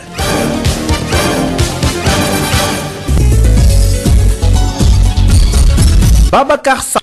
Bonjour à toutes et à tous. Ce 23 avril est célébrée la journée mondiale du livre et du droit d'auteur dans un contexte marqué par la pandémie du Covid-19. Le ministère de la Culture et de la Communication, à travers un communiqué, rappelle ses actions en temps normal et exhorte les populations à prendre comme compagnon le livre en cette période de confinement. Amadou Moustapha Dia. Célébration de la journée mondiale du livre et du droit d'auteur dans un contexte particulier marqué par la propagation de la pandémie du Covid-19 dans le monde. Cette journée, selon le communiqué du ministère de la Culture et de la Communication, est l'occasion pour susciter, à l'instar de la communauté internationale, des activités spécifiques à la promotion du livre et de la lecture. Le ministère de rappeler dans le communiqué qu'à l'occasion, il organisait des activités d'animation, de dons de mobilier et de fonds documentaires pour l'installation de bibliothèques dans les hôpitaux et autres milieux défavorisés comme les prisons. Mais cette année, malheureusement, en raison de la situation découlant de la pandémie du Covid-19 dans notre pays et partout dans le monde, de telles manifestations ne peuvent se faire. Tout de même, le ministère de la Culture et de la Communication choisit de rappeler l'importance du livre et de la lecture dans la conscientisation populaire, l'éveil de la fierté nationale, la promotion de valeurs citoyennes, la quête du savoir, la lutte contre la solitude tout simplement. Le ministère, à travers le communiqué qui nous est parvenu, exhorte à cette occasion la jeunesse, notamment les élèves et les étudiants, à faire du livre et de la lecture leurs compagnons de tous les jours, ce qui leur permettra de garder leur esprit en éveil et de pouvoir stimuler davantage leur génie. Le ministre Abdoulaye Diop conclut son communiqué à travers ces termes. Je cite: « Alors, chers concitoyens, par cette journée internationale du livre et du droit d'auteur, dans ce contexte de Covid-19, je vous dis, restons chez nous et lisons. » Fin de citation. À bon entendeur, salut. Amadou Moustapha Dian, le livre Un compagnon idéal. Les lecteurs ont du temps et sont plus esselés dans ces conditions. S'adonner à la lecture devient plus facile. Voici la vie en tout cas de Sadek Khan, journaliste et animateur d'émissions littéraires. Il invite sur la nécessité de créativité et d'originalité dans les productions littéraires du pays. Voici Sadek Khan au micro d'Amadou Moustapha Dian. Et cette coïncidence est juste regrettable, parce que l'apparition de cette pandémie a dérangé beaucoup de nos habitudes de vivre, et toutes les choses qui étaient prévues ont été annulées ou reportées, on ne sait pas quand, au calendrier grec comme on dit. Donc c'est dommage qu'on ne puisse pas, comme on avait l'habitude de le faire, avec des manifestations appropriées, vraiment fêter cette journée qui est dédiée à la célébration du livre. Il n'y aura pas de festivité, mais quand même le livre reste présent dans notre entourage. Un livre, justement, donc en période de confinement, c'est quand même l'idéal. Mais absolument, absolument. J'ai dit à quelque chose malheur est bon, c'est le moment de lire. Chaque fois d'ailleurs que j'ai enregistré ces temps-ci, je termine en disant vous pouvez lire. Mais oui, c'est un temps idéal parce qu'on a plus de temps et la lecture demande du temps. Et la lecture étant un acte solitaire, quand on a du temps pour être avec soi-même, et c'est le moment idéal pour lire, évidemment. On peut attendre d'un auteur, d'un créateur, donc des choses beaucoup plus fouillées, beaucoup plus imaginées, avoir laissé courir un peu l'imagination, un peu plus débridée, je veux dire. Pas seulement photographier ce qui se passe, comme par exemple quand récemment il y a eu beaucoup de meurtres de femmes, évidemment, c'est une inspiration idéale pour parler de la violence faite aux femmes. Ce n'est pas pour cela que ça peut être une raison que tout le monde écrive sur cela, par exemple. Voilà, je veux dire, il faut pouvoir que les romans nous transportent aussi, ça sert à ça, nous fassent voyager, voilà, des choses incroyables, voilà, c'est un peu cela. C'est ça que on peut reprocher cela. À l'instant, Sadek Khan, donc animateur d'émissions littéraires. Il est exactement 7h35 dans le studio, même heure si vous êtes au Palais de la République. Sud FM. Décret portant nomination des membres du comité de suivi de la mise en œuvre des opérations du Force Covid-19. Le comité est composé de 30 personnalités issues de l'administration publique, des institutions de la République, des partis politiques, des collectivités locales, du secteur privé, du mouvement consumériste et de la société civile. Le comité est dirigé par le général François Ndiaye. Restitution justement des travaux du comité de ciblage des bénéficiaires de l'appui Covid-19 à Tivaouane, 1700 ménages sont ciblés au niveau du registre national unique. Au-delà de ces ménages vulnérables, il y a aussi les familles impactées par le Covid-19 selon le maire qui décide d'appuyer 2387 autres ménages issus des 75 quartiers et sous-quartiers de la ville. 5500 masques sont aussi distribués aux populations pour que le virus n'entre pas dans la ville de Tivaouane. Mamoudou Diansibeng Le maire de Tivaouane avec Babacar Sow. Pour Tivaouane, nous avons environ 1700 ménages qui ont déjà été ciblés au niveau du registre national unique, qui est un registre de référence qui permet d'identifier de manière systématique les bénéficiaires de certains types d'appuis. Mais aujourd'hui, au-delà de ces ménages vulnérables, il y a également les impactés du Covid-19. Et Tivaouane devrait choisir parmi ces impactés 2387 ménages. On a mis en place le comité qui a fait le dispatching pour les 75 quartiers et sous-quartiers et le tout a été validé à l'unanimité ce matin. Demain et après-demain, ces comités seront mis en place, le tout devant être agrégé entre lundi et mardi pour avoir les 2387 ménages qui vont bénéficier de l'appui de l'État dans le cadre de la gestion de la maladie Covid-19. Tivaouane, qui compte aujourd'hui 7887 ménages, verrait des ménages laissés en rade parce que tout simplement, effectivement, c'est les ménages les plus vulnérables qui sont visés. Mais aujourd'hui, au-delà de ces impacts du Covid-19, il y a d'autres ménages invisibles, d'autres ménages dont les chefs ne peuvent pas aller tendre la main, et à nous maintenant de les identifier pour leur permettre également de bénéficier d'un appui dans ce contexte de prévalence du Covid-19, mais surtout dans ce contexte de Ramadan qui va démarrer dans 2 ou 3 jours. C'est pourquoi la municipalité a pris sur elle d'acquérir 50 tonnes de riz, du sucre, de l'huile et d'autres produits qui vont suivre pour une valeur globale de 17 500 000 qui viendront s'ajouter aux 6 500 000 déjà dépensés pas uniquement par la municipalité mais de manière générale gérés par le comité, ce qui va nous faire environ 24 millions mis dans la lutte contre le coronavirus. Et je me suis rendu compte qu'il y a beaucoup de gens qui ne mettent pas encore leur masque. Notre rôle, c'est de sensibiliser chaque Tivaouanois à acheter son masque, mais au-delà, c'est de mettre à la disposition de ceux qui ne peuvent pas en acheter ces masques qui peuvent coûter cher pour ces populations. Et nous nous sommes adossés sur les tailleurs de Tivaouane. Ils nous ont produit 5500 masques. Remercier la REFTEL, l'association des éleveurs de Tivaouane, qui vient également de mettre à la disposition des services et des populations tivaouanoises 3000 masques. Et puis 39 400 ménages sont ciblés, 3 960 tonnes de riz seront distribuées. Un premier lot de 400 tonnes de riz a été déjà réceptionné par les autorités administratives en attendant l'arrivée des autres kits alimentaires au plus tard dans 5 jours. Nous sommes justement à Kaffrine.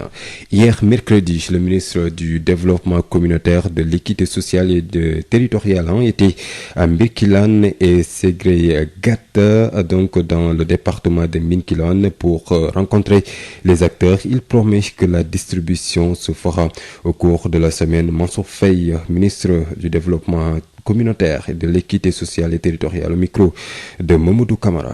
Les comités au niveau supérieur, c'est-à-dire au niveau du gouverneur, au niveau du préfet, ces comités ont été montés dans les règles de l'art. Au niveau de la commune aussi de Ségrégata, nous avons trouvé un maire qui a compris le processus et qui l'a organisé de manière transparente avec l'implication de toutes les parties. Et cela a été constaté au niveau même des 14 villages de la commune de Ségrégata. La même dynamique au niveau aussi de la commune de Mbirkilane. Nous sommes ici dans un des 4 quartiers de la commune de Mbirkilane et le délégué de quartier accompagné des autres acteurs ont bien exposé le processus tel qu'il a été déroulé. D'abord à partir du RNU, la stabilisation du RNU, parce que comme nous le savons tous, le RNU a quelques erreurs d'inclusion, environ 10 à 15%. Ils sont parvenus à stabiliser le quota du RNU sans aucun problème. En plus de cela, le delta qui était complété un petit peu le RNU pour avoir le million de ménages à l'échelle nationale, ce delta à l'échelle communale a été réparti selon des critères que eux-mêmes ils ont définis à l'échelle de la commune donc de Mbirkilane. Sur les 180 de la commune de Mbirkilane, ils ont réparti d'une manière en tenant compte de la taille de la population et ça s'est passé sans aucune contestation de l'ensemble des acteurs. Et cela nous rassure en tout cas par rapport à l'encadrement du processus, encadrement réalisé par les autorités administratives, du gouverneur jusqu'au niveau du sous-préfet, les maires aussi y compris. Ce processus pour moi qui allait constituer l'étape la plus compliquée, pour le moment se dessine très bien et nous pensons fortement que l'étape qui va suivre, c'est-à-dire la distribution, se passera aussi dans la bonne manière avec l'ensemble des acteurs pour que les ayants droit puissent avoir accès à ces vivres-là, à ces kits alimentaires. Que nous avons été au niveau du magasin de Mbirkilane assister donc au déchargement du riz d'abord parce que le riz constitue le quota le plus important, 100 000 tonnes à l'échelle nationale. Donc pour nous il était important de démarrer par le riz. Ensuite les autres denrées vont suivre. Dans 3 ou 4 jours tout au plus les autres denrées vont venir. Une fois les kits au complet, cela va coïncider donc à la fin des travaux réalisés par les comités à l'échelle village ou à l'échelle quartier. Et à partir de ce moment, nous allons commencer à démarrer les distributions. Donc nous visons une semaine tout au plus pour pouvoir démarrer en tout cas la distribution pour que les populations elles-mêmes puissent avoir accès à leur kit alimentaire. Et nous allons parler de la protection des enfants en cette période de Covid-19 à Thiès. Les autorités locales privilégient le retour dans les localités d'origine. Parallèlement, retenez que 4 millions sont quotidiennement dépensés par la mairie pour gérer 10 000 talibés dans la cité du Rail. Thiès, Babacar Ndao. À Thiès, la protection des enfants dans ce contexte de Covid-19 préoccupe les autorités locales. Le préfet de Thiès, par ailleurs président du comité départemental de gestion des épidémies, annonce le retour des talibés dans leur localité d'origine. Moussa Diagne. Vous venez également à un moment où le CDPE, le comité départemental de protection de l'enfant, est en train de dérouler une stratégie qui consiste, en rapport avec les Serigne Dara, à organiser le retour des talibés qui n'habitent pas Thiès. Nous sommes en train, en tout cas, de réunir les moyens nous permettant, n'est-ce pas, d'assurer ce retour-là en paix. Il y en a qui doivent aller jusqu'à Tamba, d'autres jusqu'en Gambie, à Kaolack, à Matam. Et nous sommes en train, après avoir répertorié ces daras-là, effectivement, en train donc d'organiser ces retours. Une annonce après une semaine de restauration gratuite assurée par le maire de la ville, histoire de faciliter le retrait des enfants dans les rues pour les membres de l'AINVT venus apporter leur contribution au comité de gestion des épidémies de Thiès. Les enfants doivent être protégés. Docteur Moutala Gueye. Ces vivres vont à l'endroit de ces daras, une couche vulnérable qui nécessite de l'aide. Et cette aide est portée aujourd'hui par l'AINVT. Parce que vous les aidez, vous nous aidez. Parce que lorsque vous protégez ces couches vulnérables, vous protégez tout le monde. Parce qu'en période d'endémie, chaque infecté est un risque énorme. Et chaque protégé est un remède énorme. À Thiès, la sensibilisation pour le respect des mesures d'hygiène se poursuit dans un contexte économique très difficile. Babacar Ndao, Thiès sur le fait. Sud Matin, l'invité du jour. Il s'agit de Sadakan, journaliste et animateur d'émissions littéraires. Nous allons justement parler du livre qui est plus que jamais donc le compagnon idéal en ce moment du confinement. Les lecteurs ont du temps et sont plus scellés dans ces conditions. S'adonner à la lecture devient plus facile. C'est la vie en tout cas de Sadakan, journaliste. Prétexte, mesdames et messieurs, la journée mondiale du livre et du droit d'auteur célébrée ce 23 avril dans un contexte, retenez bien, marqué par la pandémie du Covid-19. Sadakan répond à Amadou Moustapha Dian. Bonjour. Bonjour Moustapha. Vous êtes journaliste et animateur de 2 émissions littéraires, Impression et L'Entretien, des passages obligés pour beaucoup d'auteurs sénégalais. Alors aujourd'hui, on célèbre la journée du livre dans un contexte marqué par l'apparition de la pandémie du coronavirus. Alors dites-nous, qu'est-ce que cela vous inspire, cette coïncidence? Et cette coïncidence est juste regrettable, parce que l'apparition de cette pandémie a dérangé beaucoup dans nos habitudes de vivre, et toutes les choses qui étaient prévues ont été annulées ou reportées, on ne sait pas quand, au calendrier grec comme on dit. Donc c'est dommage qu'on ne puisse pas, comme on avait l'habitude de le faire, avec des manifestations appropriées, vraiment fêter cette journée qui est dédiée à la célébration du livre. Il n'y aura pas de festivité, mais quand même le livre reste présent dans notre entourage. Un livre, justement, donc en période de confinement, c'est quand même l'idéal. Mais absolument, absolument. J'ai dit à quelque chose malheur est bon, c'est le moment de lire. Chaque fois d'ailleurs que j'ai enregistré ces temps-ci, je termine en disant vous pouvez lire. Mais oui, c'est un temps idéal parce qu'on a plus de temps et la lecture demande du temps. Et la lecture étant un acte solitaire, quand on a du temps pour être avec soi-même, et c'est le moment idéal pour lire, évidemment. Évidemment. Vous êtes dans une position, disons, privilégiée. Vous avez donc la chance de recevoir presque toute la production littéraire du pays. Alors, la qualité de nos ouvrages est-elle justement donc au top, comme on peut dire? Vous parlez du contenu, n'est-ce pas? Oui. Oui. Alors, si on parle des romans, bon, les essais, bon, je préfère dire d'ailleurs souvent que j'ai fait des émissions sur les livres. Pas forcément, pour moi cette différenciation est importante, pas seulement des émissions littéraires sur la littérature, mais forcément je parle aussi des œuvres de fiction. Alors, ce qu'il y a, tout simplement, je pense que parfois je peux déplorer, comme avec beaucoup d'autres d'ailleurs, qu'il n'y ait pas beaucoup plus de créativité dans les œuvres de fiction. Je veux dire, un bon roman n'est pas tout simplement, sinon tout le monde aurait pu écrire, ne se limiterait pas tout simplement à faire une photographie de ce qu'on vit, n'est-ce pas, de manière plus directe pour en parler. Non, évidemment c'est bien, mais enfin, on peut attendre d'un d'un auteur, d'un créateur, donc des choses beaucoup plus fouillées, beaucoup plus imaginées, avoir laissé courir un peu l'imagination, un peu plus débridée, je veux dire, pas seulement photographier ce qui se passe, comme par exemple quand récemment il y a eu beaucoup de meurtres de femmes, évidemment, c'est une inspiration idéale pour parler de la violence faite aux femmes. Ce n'est pas pour cela que ça peut être une raison que tout le monde écrive sur cela, par exemple. Voilà, je veux dire, il faut pouvoir que les romans nous transportent aussi, ça sert à ça, nous fassent voyager, voilà, des choses incroyables, voilà, c'est un peu cela. C'est ça que on peut reprocher cela. Et pour la forme? Le livre doit être bien imprimé, doit être bien fabriqué. Je veux dire, un livre étant un objet qu'on fabrique, on doit pouvoir le lire avec, que les écritures ne soient pas trop fines, je dis toujours, qu'on puisse le lire avec confort. Il faut donner du confort au lecteur. Donc forcément, l'impression est importante, la mise en page est importante et surtout la fabrication de l'objet livre lui-même. Il m'est arrivé en pleine émission de lire un livre dont les pages se détachaient. Alors, il y a un problème, c'est une mauvaise fabrication du livre. Et il arrive même que des auteurs ne soient pas contents du produit final qu'on leur a donné. Donc évidemment, il faut aussi, là aussi, des problèmes de qualité se posent. Qualité dans l'écriture, qualité dans la fabrication du produit livre. À votre avis, est-ce que le livre est assez promu au Sénégal? Je trouve que non, parce que tout le monde, on dit à l'unisson que les Sénégalais ne lisent pas assez. Mais je pense que il paraît que c'est une tendance mondiale. Mais notre société nous encourage pas à lire parce que, comme je disais, c'est un acte solitaire. Et ici, on vit en groupe, en société. Donc, s'isoler pour lire peut choquer les uns et les autres. Mais surtout aussi, peut-être qu'on n'a pas des habitudes de lecture tout simplement. Je pense qu'il faut les avoir et c'est des habitudes qu'il faut installer dès l'enfance. Dès l'enfance, oui, et là, on grandit avec. Mais quand on ne lit que parce qu'on est obligé à lire, quand on lit que parce qu'à l'école, on travaille avec des livres et encore on les lit tant bien que mal, ça ne donne pas des habitudes de lecture. Et puis, aimer la lecture, avoir le goût de la lecture. Tout à fait.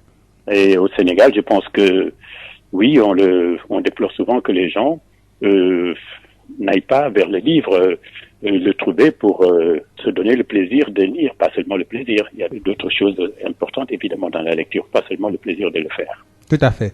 Alors, Sada Kane, vos lectures en ce moment de semi-confinement, ce sont quels titres? Alors, j'avoue que comme moi, j'aime beaucoup la poésie, et évidemment, il y a mon cousin Feu Hamidou Dia, j'ai repris il avait sorti une anthologie, et voilà, je suis en train de jeter un coup d'œil sur ça. Je relis aussi Ampateba, parce que j'ai toute la série de Ampaté. J'ai un livre où il y a Amkoulel, l'enfant Peul, oui, mon commandant, sur les traces d'Amkoulel, et puis voilà, je relis un peu ça, l'étrange destin de Bankin. Je relis un peu Ampateba, parce que j'ai eu la chance d'être avec lui pendant 2 jours ici avant de faire une émission, donc je m'intéresse beaucoup, donc je relis Ampateba. Pour le reste aussi, il y a des choses, des livres que je peux prendre, lire un peu, puisque je ne fais que cela. Je relis aussi beaucoup mon ami, le professeur Djibril Samb, aussi, parce que j'aime beaucoup ses journaux sur l'heure de philosophie, la nuit et le jour. Tout à fait. Merci beaucoup. Merci, Moustapha. Sud FM, chez vous, à tout instant. À l'instant, Sada Kane, journaliste, animateur donc d'émissions littéraires. À présent, Sud Nutrition. Le gel main Valda, efficace sur 99% des microbes. Val d'Afrique vous offre Sud Nutrition. Bonjour à tous et bienvenue. Notre chronique numéro 170, savoir manger en période de télétravail et ou de confinement. Docteur Binchersek, bonjour. Bonjour les Khadi. Docteur, il semble que l'épidémie Covid-19 a un impact sur les habitudes alimentaires de beaucoup de Sénégalais. Tout à fait les Khadi. En fait, beaucoup de Sénégalais travaillent à partir de chez eux en mode télétravail. D'autres se sont auto-confinés et puis de toute façon, les autorités nous exhortent de rester chez nous autant que possible. Alors on passe beaucoup plus de temps à la maison et beaucoup prennent de mauvaises habitudes alimentaires qui entraînent beaucoup de choses. Une prise de poids, des troubles digestifs, de la fatigue, une sensation de lourdeur. d'heures. Et donc, j'ai 8 conseils pour éviter tous ces désagréments. Et quels sont-ils? Alors, premier conseil, il faut maintenir les 3 repas principaux par jour, le petit déjeuner, le dîner. Et ça, c'est pour éviter des troubles du comportement alimentaire comme le grignotage et puis des carences si on devait sauter des repas. Pour ça, il faut structurer sa journée, il faut se réveiller et aller se coucher aux heures habituelles, même si le télétravail permet plus de flexibilité horaire. Alors, le deuxième conseil, c'est qu'il faut maintenir la structure équilibrée des repas. Et là, en mettant l'accent sur les légumes. Alors, on a toujours parlé de l'importance des légumes, mais là, c'est encore plus important. Les légumes au déjeuner, au dîner, et les fruits, au moins les 3 fruits par jour. Pourquoi? Parce que en mode confinement, télétravail, on a une activité physique qui est diminuée, qui est réduite, et donc il y a beaucoup plus de risques de troubles digestifs comme la constipation, l'indigestion, les reflux gastro-œsophagiens. Et donc, l'apport en légumes et en fruits, eh bien, nous apporte assez de fibres pour optimiser le transit. Troisième conseil, c'est qu'il faut profiter de cette période pour soit se remettre à la cuisine et ou éventuellement bien surveiller la personne qui fait la cuisine, la cuisinière, la bonne, comme on veut, pour bien corriger si nécessaire les excès d'huile ajoutée, les excès de sel ajouté. Donc très souvent les mères de famille, les maîtresses de maison vous diront mais je ne sais pas la quantité d'huile que la bonne ajoute parce que je suis pas à la maison, je n'ai pas le temps de m'en occuper. Et bien maintenant on a le temps et donc il faut bien se rapprocher et s'assurer qu'il n'y a pas d'excès. Comme on l'avait dit, je le rappelle, il faut éviter que l'huile soit visible dans les plats et il faut éviter également que le sel soit goûté dans les plats. Donc, attention. Alors, le quatrième conseil, c'est qu'il faut varier le menu familial. Il faut éviter vraiment que les mêmes plats reviennent tout le temps. C'est important parce que quand on mange plus souvent à la maison, eh bien, c'est très facile de se lasser du menu familial. La plupart des gens qui travaillent en dehors de la maison, peut-être au déjeuner, manger au restaurant, commander à manger. Donc, ils étaient en mesure de varier leur alimentation. Là, quand le menu est monotone, à la maison, on a envie de grignoter ou de manger des gâteries plus souvent, du chocolat, des glaces et tout ça pour se faire plaisir. Et du coup, on risque de grossir. Alors, allez sur Internet, cherchez des idées de plats. Il y en a beaucoup, il y en a énormément. Et variez les plats. Faites des choses un petit peu plus innovantes pour que ce soit excitant pour tout le monde. Cinquième conseil? Cinquième, c'est qu'il faut s'assurer de bons apports en vitamine D. Et la vitamine D, c'est une vitamine que normalement fabriquée par notre peau au contact avec les UV du soleil. Cette vitamine D est très importante parce qu'elle joue un rôle majeur dans la synthèse de muscles et d'os et dans le renforcement du système immunitaire. Et là, c'est important en cette période d'épidémie, d'infection, etc. Alors, puisqu'on est moins exposé au soleil, pour s'assurer qu'on en a assez par l'alimentation, il faut bien inclure, dans le cadre d'une alimentation équilibrée, du poisson gras, des abats comme le foie, les rognons. Le poisson gras, je donne les exemples comme la sardinelle, mais aussi le mulet, ça peut être aussi le tchof, certains tchofs. Donc, comme je disais, les abats, l'œuf, surtout le jaune d'œuf, et puis aussi les produits laitiers qui sont spécifiquement enrichis en vitamine D. Alors, le sixième conseil, c'est que, Nekhadi, il faut éviter de grignoter. Et beaucoup se plaignent de ça, qui sont en confinement ou en télétravail en ce moment. Eh bien, grignoter, c'est manger alors qu'on n'a pas faim. Et on doit l'éviter parce que ça fait grossir, puisque le corps n'a pas besoin de cette nourriture. Et on le fait quand on passe du temps à la maison parce que, eh bien, la nourriture est disponible, le réfrigérateur est disponible, les placards sont pleins de nourriture. Et puis, quand l'accès est facile. L'accès est très facile. Et puis, en plus, en cas d'ennui, on a envie de manger. On regarde la télé, on a envie de manger. On voit d'autres personnes manger. Par exemple, le goûter des enfants, on a envie d'en manger aussi, malgré le fait qu'on n'a pas faim. Alors, j'ai 2 conseils. D'abord, il faut éviter de stocker des aliments grignotables à la maison. Et les tchafs, les noix de cajou, le chocolat, les biscuits. Et parfois, on les stocke sous prétexte que c'est pour les enfants, mais c'est nous qui finissons par les manger. Et puis, quand on a vraiment envie, pour faire passer l'envie, on peut d'abord prendre un verre d'eau ou alors prendre une boisson chaude. Par exemple, une tasse de café, une tasse de tisane, une tasse de thé. Lait, c'est pas... Alors, le lait, là, ça devient de la nourriture. Okay. Tant que on reste dans le café, dans le thé, tout ça, c'est de l'eau, en fait. D'accord. Et, ou alors, on va aller faire un tour. Et d'ailleurs, du coup, ça permet d'avoir un petit peu d'activité physique. D'accord. Avant-dernier conseil. Le 7e, c'est qu'il faut garder de l'eau près de soi à tout moment. Et ça, c'est pour s'assurer qu'on boit le litre 5 par jour. En général, quand on passe la journée à la maison, on pense moins à boire. On boit moins. Et ça, cette déshydratation, c'est la cause de fatigue, de maux de tête, etc. Donc, attention. Alors, le dernier conseil, conseil qui n'est pas des moindres, c'est que il faut absolument maintenir un bon niveau d'activité physique. Et là, au lieu de conseiller à nos auditeurs de faire du sport 3 fois par semaine, là je leur conseille, pour ceux qui sont chez eux, de faire du sport tous les jours, parce qu'il y a le temps, on peut mieux aménager son temps. Et là, 30 minutes de sport par jour. Et je suggère très fortement, puisqu'on est en semi-confinement, on ne veut pas trop sortir, eh bien de le faire à la maison, grâce aux vidéos, entre autres YouTube, où il y a énormément de chaînes de fitness, et on peut choisir ce qu'on veut faire. On peut choisir le renforcement musculaire, on peut choisir des séances de fitness cardio, on peut choisir ce qu'on veut pour faire son sport. Et la dernière chose qui vient de se rajouter à ça, c'est qu'il faut rester actif. Il faut bouger au moins toutes les heures, se lever, marcher. Et comme j'ai l'habitude de le dire, il ne faut surtout pas faire du yonné, c'est-à-dire envoyer les autres faire nos courses, nous donner la télécommande, nous chercher un verre d'eau. Il faut tout faire soi-même pour rester vraiment actif. Page Facebook ? La page Facebook, Sud Nutrition. Nous vous invitons à venir encore plus nombreux. Et bien, suggérez-nous des thèmes, surtout en cette période. Posez-nous vos questions. Et puis, sachez que toutes nos chroniques passées sont postées sur la page Sud Nutrition. Merci à Val d'Afrique et merci à vous, Dr Binchersek. Merci, Neykhadi. Le gel main Valda, efficace sur 99% des microbes. Val d'Afrique vous a offert Sud Nutrition.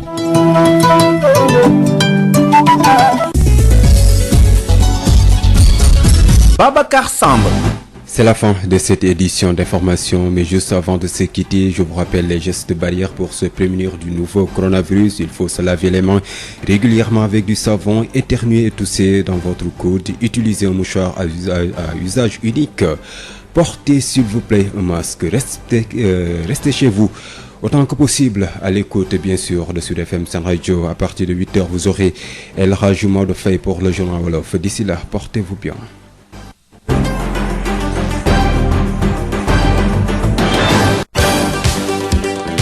Où que vous soyez à travers le monde, téléchargez l'application Sud FM Radio Sénégal pour écouter en direct ou en replay vos émissions préférées. L'appli Sud FM Radio Sénégal est disponible sur Android et Windows Phone. Sud FM, première radio privée du Sénégal.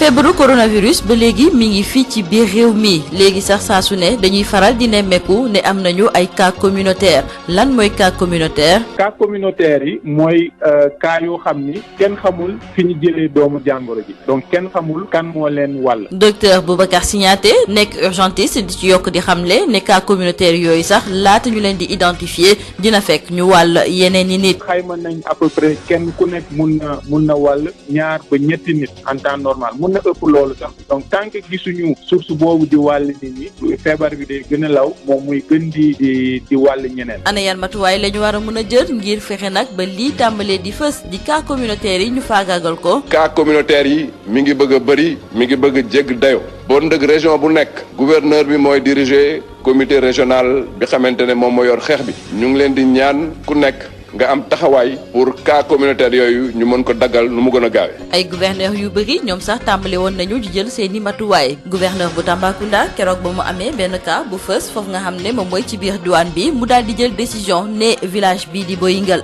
Bamba te mu nekk nag ci biir département bu Goudiri dañu koy tëj kenn du fa dugg kenn du fa génn ngir fexe nag ba gën a xeex lépp lu jublu ci wàllu feebar boobu. fii ci biir Kër Massar préfet bu diwaan bu Pikine moom it daal dinay jël décision ne rond point ba kenn dootu fa ubbi ci benn boutique te it sax dajaloo nga fay faral di am nag dañu koo teree yooyu dogal ñoo fekk si nag yeneen mesures yi nga xam ne gouvernement bi ba feebar bi di coronavirus tàmbalee ba léegi ñu ngi koy jël. ministère de la santé et de l'action sociale mi ngi demander population yi ñu déglu bu baax te dégg ndigal yi ñu leen di jox pour que ñu mën a daan Covid 19 bi gën nekk suñum réew.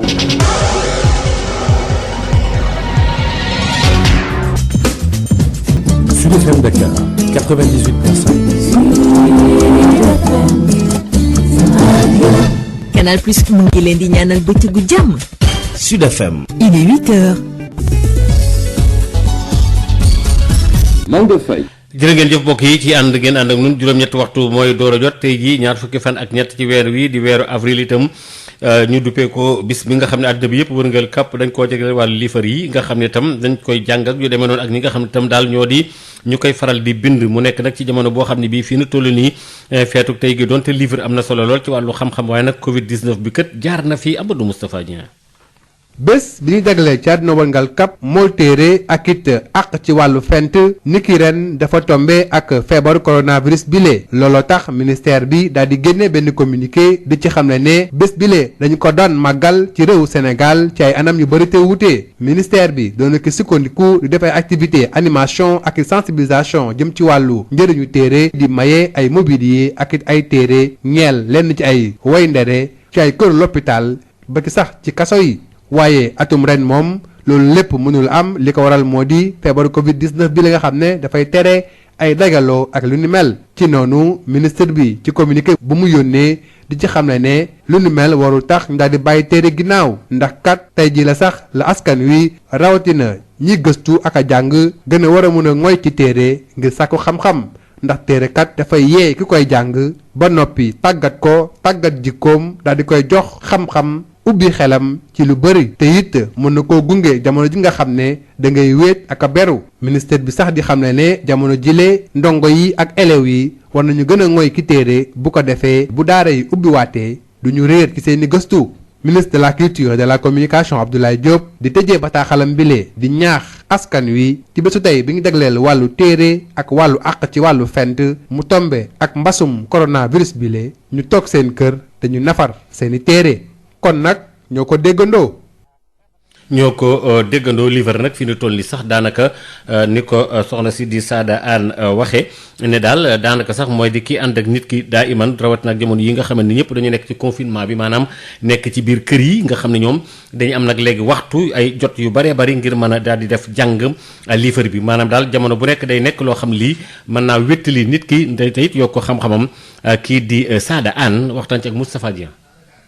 Sada Kane ngeen baal ñu waxtaan ci ak Moustapha Dieng. livre moom ci laa yëngu depuis bi ma nekkee télévision di ci liggéey commencé wu 2S depuis RTS bu ñu seetee ci mu ci liggéey RTS ak fii mot na ñeent fukki at ma koy booleeg yeneen yu may def journal télévisé. bon mais alors bés bi moom lu dama ni lu baax la ñu mën a taxaw ci at mi benn bés boo xam ni dañuy seet livre soloom ci suñu àddina di lire nu mu amee solo. at bii nag tombé naag feebar bi am coronavirus ba nga xam ni lépp lu ñu waajoon ci àddina bi dañu ko mujjee dàq dañu ko mujjee fomm bàyyi ko kon boog loolu moom dañ koy du métti lu mais enfin regret la waaw mais nag noonu la demee li dal ci ñëpp moo dal aussi ci livre bi kon boog dañ koy nangu rek te seet ni ñu koy bàyyee mu jàll. waaye téere ba léegi mi ngi nekk suñu biir nekk suñu wet war nañ ko mën a sax jël ci jamono yi nga xam ne dañoo wéet mun cee gëstu mun cee jàng. mais jamono yi le livre gën a am solo du rek toog di seetaan télévision wala toog di naan attaaya wala toog di waxtaan Moustapha ku bëgg livre moo gën a wéttali nit moo gën a mën a wéttali nit que leneen te bu ñu nee confinement mooy maanaam jamono bu dul wéetit mooy jamono daal wàññi sa dem toog sa kër boo toogee sa kër nag. amee livre di lire kooku moom dafa kooku kii la sax kooku occasion la foofu nga ko war a gën a mën a def parce que booy lire da ngay beru comme que confinement bi moom ber nga sa bopp toog sa kër mais jël sa livre lire moo gën a moo ëpp solo que leneen looy mën a def parce que dafa am njëriñ mais aussi histoire yi livre li nga ciy bind warul nekk loo xam ni dafa war a am solo waroo teelu loo xam ni bul seet société bi rek teg nga ci bët nii rek li ngay gis ci kaw rek nga jàpp loolu di ko wax déedéet demal ba ci biir da ngay def gëstu livre dañ ciy war bind loo xam ni dafay nekk gëstu ki ko lire sax ni lii moom gisuma ko woon loolu moo am solo kooku mooy wane ni yow avant nga koy bind toog nga xalaat dawal sa kii lii tubaab wax créativité kooku daf ci am solo kooku defe naa am na ci solo trop ci livre yi mu nekk rek loo xam ni lu banal rek loo xam ni mu ngi noonu rek ku jóg rek ku ko lire sax daan ni kii de man de mënoon naa ko bind non non non dañ ko def gëstu. Stéphane di ab lëkkaloo ci njëriñu askan jërëjëf kooku di Sada Kane ñu dem ci xibaar yi ba léegi tam décret bi nga xam ne njiit réew mi xaatim na ko démb lu tolloog fanweeri nit yoo xam ni am na ci ñoo xam ne ñi ñu ngi ci société civile bi ñi ci kujje politique bi ñi nga xam ne itam dañoo nekk sax ci consommateurs yi ñi leen di aar ak yu demee noonu le ak ñi nekk itam ci conseil économique social environnemental ñi nga xam itam ñu ngi nekk ci wàllu syndicat yi bu mu ci mën a doon ñoom ñëpp daal boole nañ leen ci ban fanweeri nit nag ñu ànd ci nag ak ki nga xam ne moo di général François Ndiaye ngir mën a bokk nag ci xeex bi ñuy xeex tawat ji di coronavirus bi force Covid 19 bi loolu nag samp nañu mbootaay googule daal di fexe itam ba defaraat lépp loo xam ne lii dafa jëm ci liggéey yi nga xam ne itam dañ ko jëmani rek itam ñi war a mën a am ci ndimbal li nga xam ne moo di Covid 19 bi fële ca Tivaouane luy tolloo ko junni ak juróom-ñaar téeméeri kër yoo xam ne yi diir nañu leen ngir itam loolee war faa mën a yegg si gannaaw sax kër yooyu le ak yeneen askan yi nga xam itam daanaka wax nañu ne seen loxo jotul seen gannaaw itam ñoo ñëpp ak njaboot yi daal wax nañu ne daal te nga xam ne yëf yi dal na ci seen kaw am na nu maire ba waxee ak nu ñu fas yéene taxawee jàppale waale luy tolloog ñaari junni ak ñetti téeméer ak juróom-ñett fukk ak juróom-ñaar yeneen ci yeneen kër Babacar Sow wala bokk ñu déglu ci maire ba ngeen baal ñu kii di Mamadou Diagne Sy maire bu Tivaouane nga xam ne dikkaat na ci fànn boobule am na sax lu tolloog juróomi junni ngeen baal ak juróomi téeméer ci ay masque yoo xam ne itam séddale nañ ko maire Tivaouane Mamadou Diagne Sy waxtaan ci ak Babacar Sow. registre national unique lépp luy ménage bu vulnérable ñu def la xam nañ ñi ko yeyoo ñu jox leen ko mais période bii nag non seulement ñooñu dañuy vulnérable jamono ji dañ ko war a dimbal mu ni ñooñu tamit dañ leen di boole ci ndimbal mi bi ñu defee xayma bi ci biir Tivaouane ñu ni Tivaouane war na am 4114 ménages yoo xamante ni bu ñu boolee RNU bi ak impacté yi lu toll si ñeenti junni ak téeméer ak fukk ak ñeent ci ay ménages war nañu am mais ñooñu buñ ci génnee les 1700 et quelques yi nekk ci RNU bi ñun ñu war ci choisir ci biir commune bi 2387 dañu mettre en place benn comité communal ñii ma tudd ñëpp ñu ngi ci bàjjenu gox yi jeunes yi relais communautaire yi dugal nañ leen ci conseil communal de la jeunesse dugal nañ leen ci ñu dajaloo waxtaan suñu biir ñu def benn liggéey bu jiitu jóge ci RNU bi xool quartier bu ne ci liñ ñu jagleel ñaata nga ci war a am ñu def ko de manière démocratique et scientifique avec transparence acteurs yëpp toog ñu tànn ñu ni quartier bu ne lii nga war a am ñu appliquer benn taux par rapport ak li ñu amoon ci RNU bi tey jii loolu lañ dajale woon pour ñu valider ko suñu leen installé suba ak gannaaw suba 25 26 le même comité dina wëraat pour dem quartier par quartier 75 quartiers et sous quartier la ñu am ñu récupérer liste yi ñu xam ni benn njuuj njaaj amu ci mais bi président defee loolu ñu président nee na si biir région de Thiès war nañ tànnaat lu ëpp ñeent fukki junni ci ay ménages yeneen mooy groupe spécifique yoo xamante ni 4114 ménages te Tivaouane am na lu toll ci 7886 ménages donc dina am 3800 et quelques ménages yoo xamante ni nii duñ ci mën a bokk te jamono joo xam ne yaakaar nañ ni ñëpp ñoo soxla ndimbal ñun maire yi ñu jëlaat décision ni dinañ dimbaliwaat lu toll ci 1000 ménages yokk ko ci 4114 ménages yi nga xam ni président dimbali na leen pour une valeur boo xam ne dina yegg 17 millions 500 mu fekk si les 6 millions 500 bi léegi nag rendre nañ obligatoire le port des masques ñu ni dans un premier temps au niveau de Tivaouane loolu lañ mën a def tailleur yi yóbbu nañ ko ba ci autorité sanitaire yi ñu ni leen lii baax na ñu ni nag kon nañ ci defaru association bi ñu commandé leen lu mat 3000 masques livré ñu ko à temps mais toujours ay tailleur Tivaouane proposé ñu ay masques ñu jënd ci lu toll ci 2500 masques 5500 masques. ñoo ko déggandoo li aju yi tamit ci ndimbali ba tey ci la ñuy desandi ca boori Kaffrine ak Saloum fanweeri junni ak ñeenti téeméeri kër yoo xam ne itam wax nañu ne diir nañu leen ngir def loolu le ñetti junni ak juróom-ñeenti téeméer ak juróom-benn fukk ci ay tonnes ci ceeb yoo xam ne itam séddale nañu ko ci mbuumu njëkk mi ci ñeenti téeméeri tonnes daañu dem itam ba boori yox yële nga gox yële féeteeg boori Saloum ba tey ca Mbirkilaan ak i tamit fa la ñu duppee Ségéré Gata nga xam ne kilifa gi di Mansour Faye di jëwriñ ji ñu dénk wàllu développement communautaire wax bokk jotaay itam ak waxtaan ak nit ñi ci yëf yi ni muy tëddee waxtaan na ci ak Mamadou Camara ñu déglu. bu ma ñëwee gis lii man dafa dal sama xel ci lu ma gis au niveau du département de Mbirkilaan liggéey bi jaar nañu dem nañu léegi Ségéré Gata gis nañu commune bi nu mu monté maanaam comité gis nañu aussi les villages les 14 villages yi nga xam ñoo nekk ci commune boobule nu ñu monté seen comité à l'échelle donc des villages pour déglu nañ leen bu baax xam nañu directive yi ñu leen jox ci la ñuy jaar yoon RNU bi nga xam ni moom la leen yónnoon liste bi fexe nañu ba stabiliser ko maanaam lépp loo xam ne amoon na ci li ci lëndëm wala lu ci laxasu ñoom génn nañ ko mu tegu yoon loolu nga xam ne aussi mooy yokk ci RNU bi maanaam séddale nañ ko nuñ ko waree séddale fii ba ñu ñëwee ci commune Mbirkilaan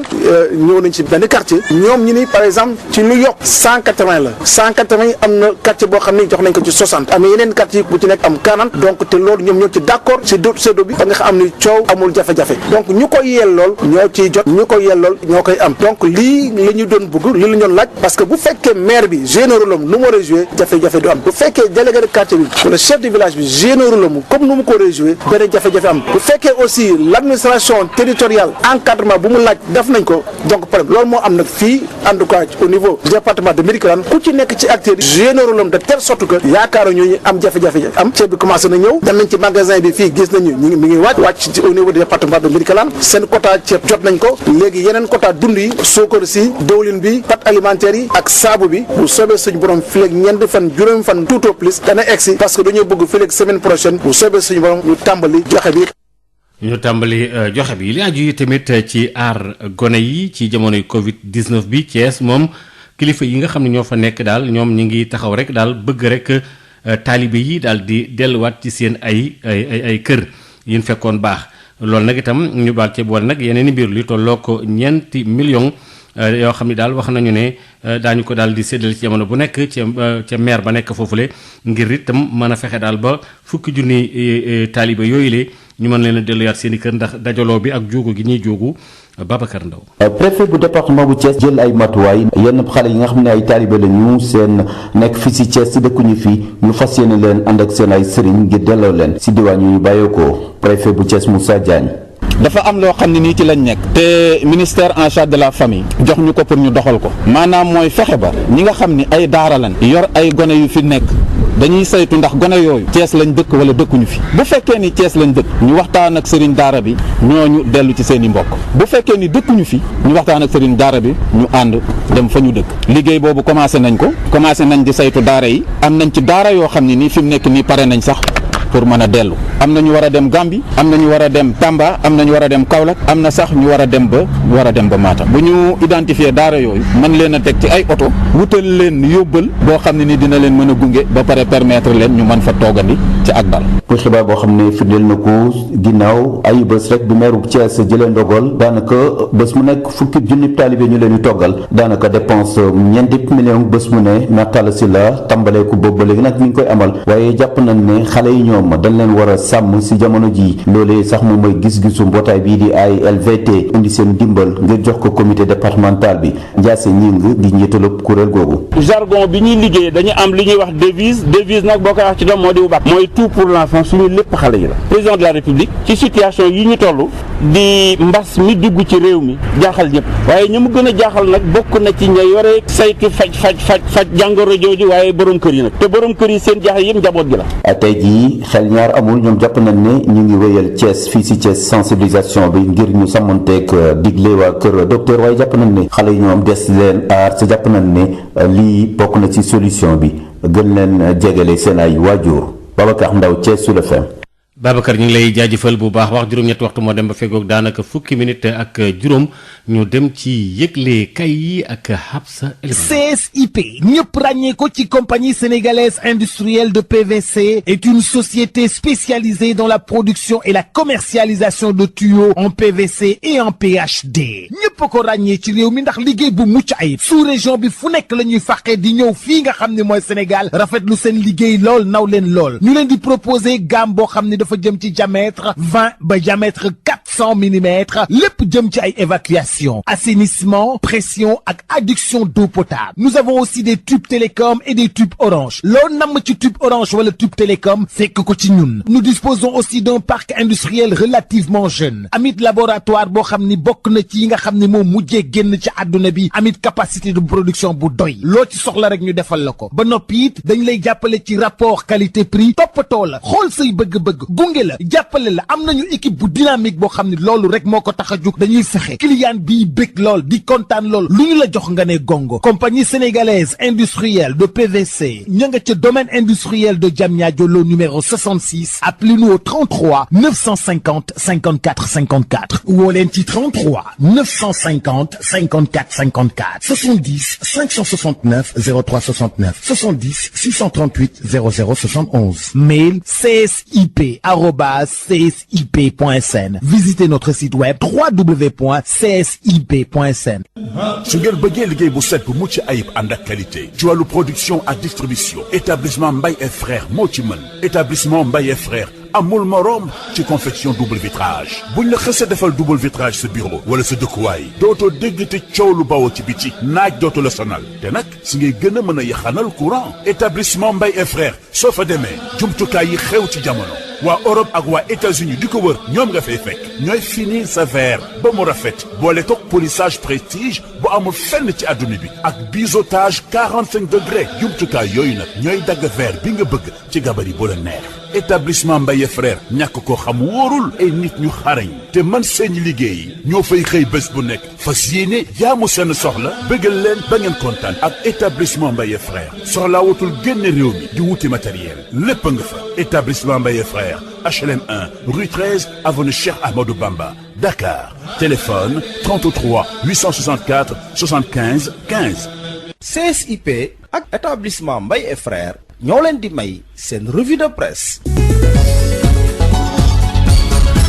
Habsa Elimane Wane. asalaamaaleykum daleen ak jàmm li gën a fës ci ëttu yéenekaay yi dañu koy door ak Sud Quotidien bi bind ci xëttam mu njëkk tey jile ne mbas mi le daal law na bu baax a baax suñu réew ëttu yéenekaay bu groupe Sud Communication di ñu xamal ne démb ginnaaw gi ministère bi doon joxe tolluwaayu mbas mi ci suñu réew xamle na ne fanweeri cas yu yees lañ ci nemmeeku 25 kër docteur ñu ngi leen doon saytu ñeent yeen ak ñoom kenn xamul ku leen wàll ndax dafa bawoo ci li ñu duppee transmission communautaire li gën a doy waar te ëllëm ñépp bu ñu sukkandikoo ci suñu naataango yi fare ci Bourguiba mooy ci ñetti fan Sénégal am na ñetti doomi aadama yoo xam ne ñàkk nañu seen bakkan ci Covid-19 bi lee ci jamono ji nga xam ne Dakar ak Touba fa la mbas mi gën a lawee cas communautaire yi nga xam ne mooy wàllante ci biir askan wi te xamuñ fu mu jugee tiital na te indi njàkkare ci waa kër docteur li leen jaaxal nag mooy jëfinu yenn ci sénégalais yi nga xam ne ba fi ñu toll nii daal mesure yi nga xam ne moom la ministère bi ñu dénk wàllu wér-gu-yaram yëkkati ñoom daal jëfewuñu ndigal moo tax it mbir mi jaaxal na askan wi yépp ñu wax ba tey ci tolluwaayu coronavirus bi ci suñu réew mbas mi daal mi ngi dëkk bu baax a baax askan wi ak cas communautaire yi nga xam ne law na bu baax a baax bu ñu sukkandikoo ci waa résidence li ko waral mooy sàggan bi ñu nemmeeku ci ni ñu war a saytoo bu baax a baax ñun ñi nga xam ne daal xel tey na bu baax ci ñoom looloo waral cas communautaire yi di gën a law Covid-19 bi nga xam ne kenn mënu ko teg gët jaaxal na it bu baax a baax li gën a jaaxal waa réew mi quotidien nag muy foo ko mën a natt rek weesu na ko donte professeur Rawolte moom nee na bile mbas fileeg weer ñu tàggoog moom mu dénk ko réew mi quotidien tribune moom li ko soxal tey jii mooy masque yi nga xam ne moom la askan wi di jëfandikoo mu jox ci kàddu koo xam ne daal xelam daa màcc ci mbir mi mu dellu si ci musiba bi nga xam ne mooy yoot woy jëfandiku yi nga xam ne dañuy jëfandikoo masque yu wute lool lu ci ëpp sàmmante wala set bépp tissu boo xalaat ñu ngi koy jëfandikoo ngir defar yooyu le masque ministre bi ñu dénk wàllu wér-gu-yaram di Abdoulaye Diouf Sarr dénk critique di leen xamal ne mën na am ñu bëri duñu ñàkk seen bakkan ci mbas mi le waaye loolu nag day fekk mesure yi nga xam ne moom la waa kër docteur di jël askan wi di sàmmonteeg moom Abdoulaye Diouf Sarr di xamle ne fi mu toll nii ku ne ci ñun mën nga lawal doomu jàngoro bi ci biir askan wi cas communautaire yooyu jaaxal bu baax a baax ñi nga xam ne seen xel daa màcc ci mbir mi ci jamono jooju nag juróom fukki émigré ñoo ñàkk seen bakkan ci mbas mi le bu ñu sukkandikoo ci waa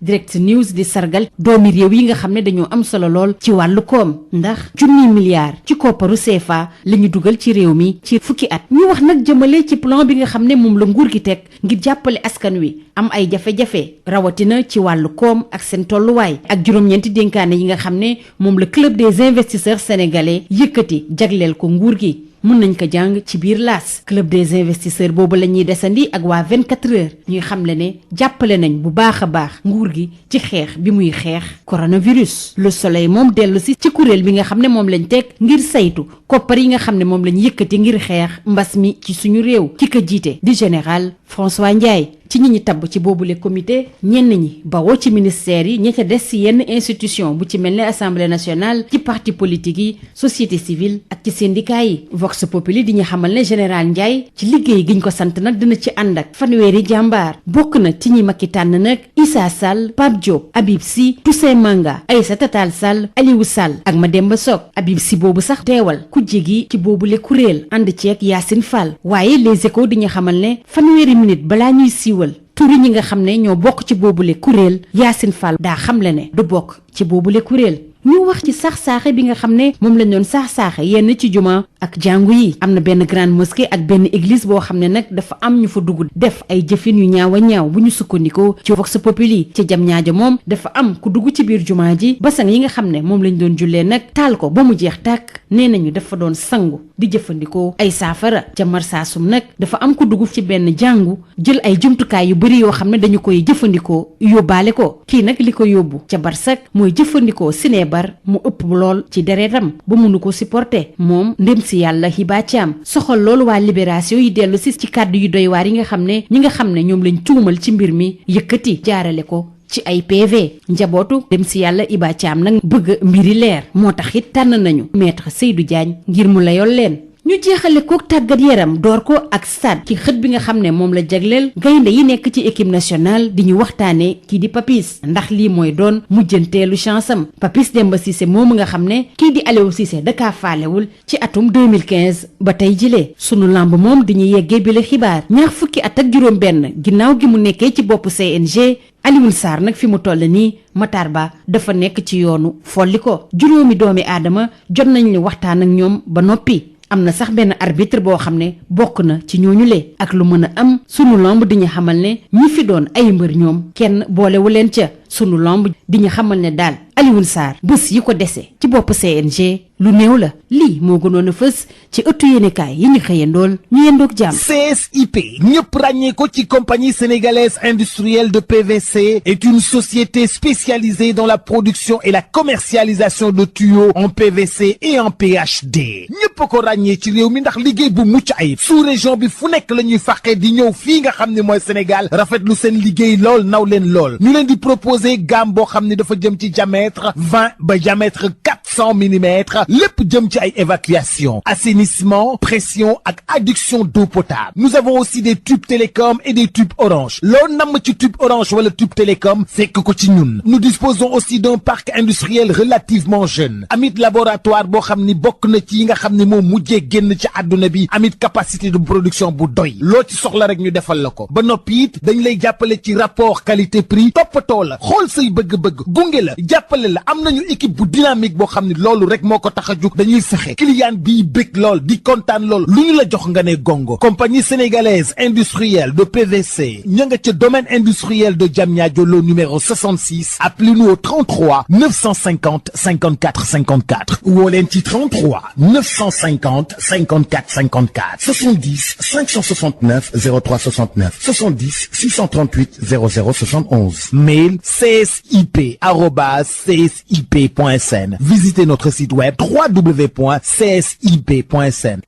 su ngeen bëggee liggéey bu set bu mucc ayib ànd ak qualité ci wàllu production ak distribution établissement Mbaye et frères moo ci mën établissement Mbaye et frères amul morom ci confection double vitrage buñ la xësee defal double vitrage sa bureau wala sa dëkkuwaay dootoo dégg te coow lu bawoo ci biti naaj dootu la sonal te nag si ngay gën a mën a yaxanal courant établissement Mbaye et frères soo fa demee jumtukaay yi xew ci jamono waa Europe ak waa États-Unis di ko wër ñoom nga fay fekk ñooy finir sa verre ba mu rafet boole toog polissage prestige bu amul fenn ci adduna bi ak biseautage 45 degrés jumtukaay yooyu nag ñooy dagg verre bi nga bëgg ci gabari bu la neex établissement Mbaye frère ñàkk ko xam wóorul ay nit ñu xarañ te man seen liggéey ñoo fay xëy bés bu nekk fas yéene jaamu seen soxla bëggal leen ba ngeen kontaan ak établissement Mbaye frère soxlaa wutul génn réew mi di wuti matériel lépp nga fa établissement Mbaye frère HLM 1 rue 13 avenue Cheikh Amadou Bamba Dakar téléphone 33 864 75 15. CSIP ak établissement Mbaye et frères ñoo leen doon may seen revue de presse. Maodo Faye.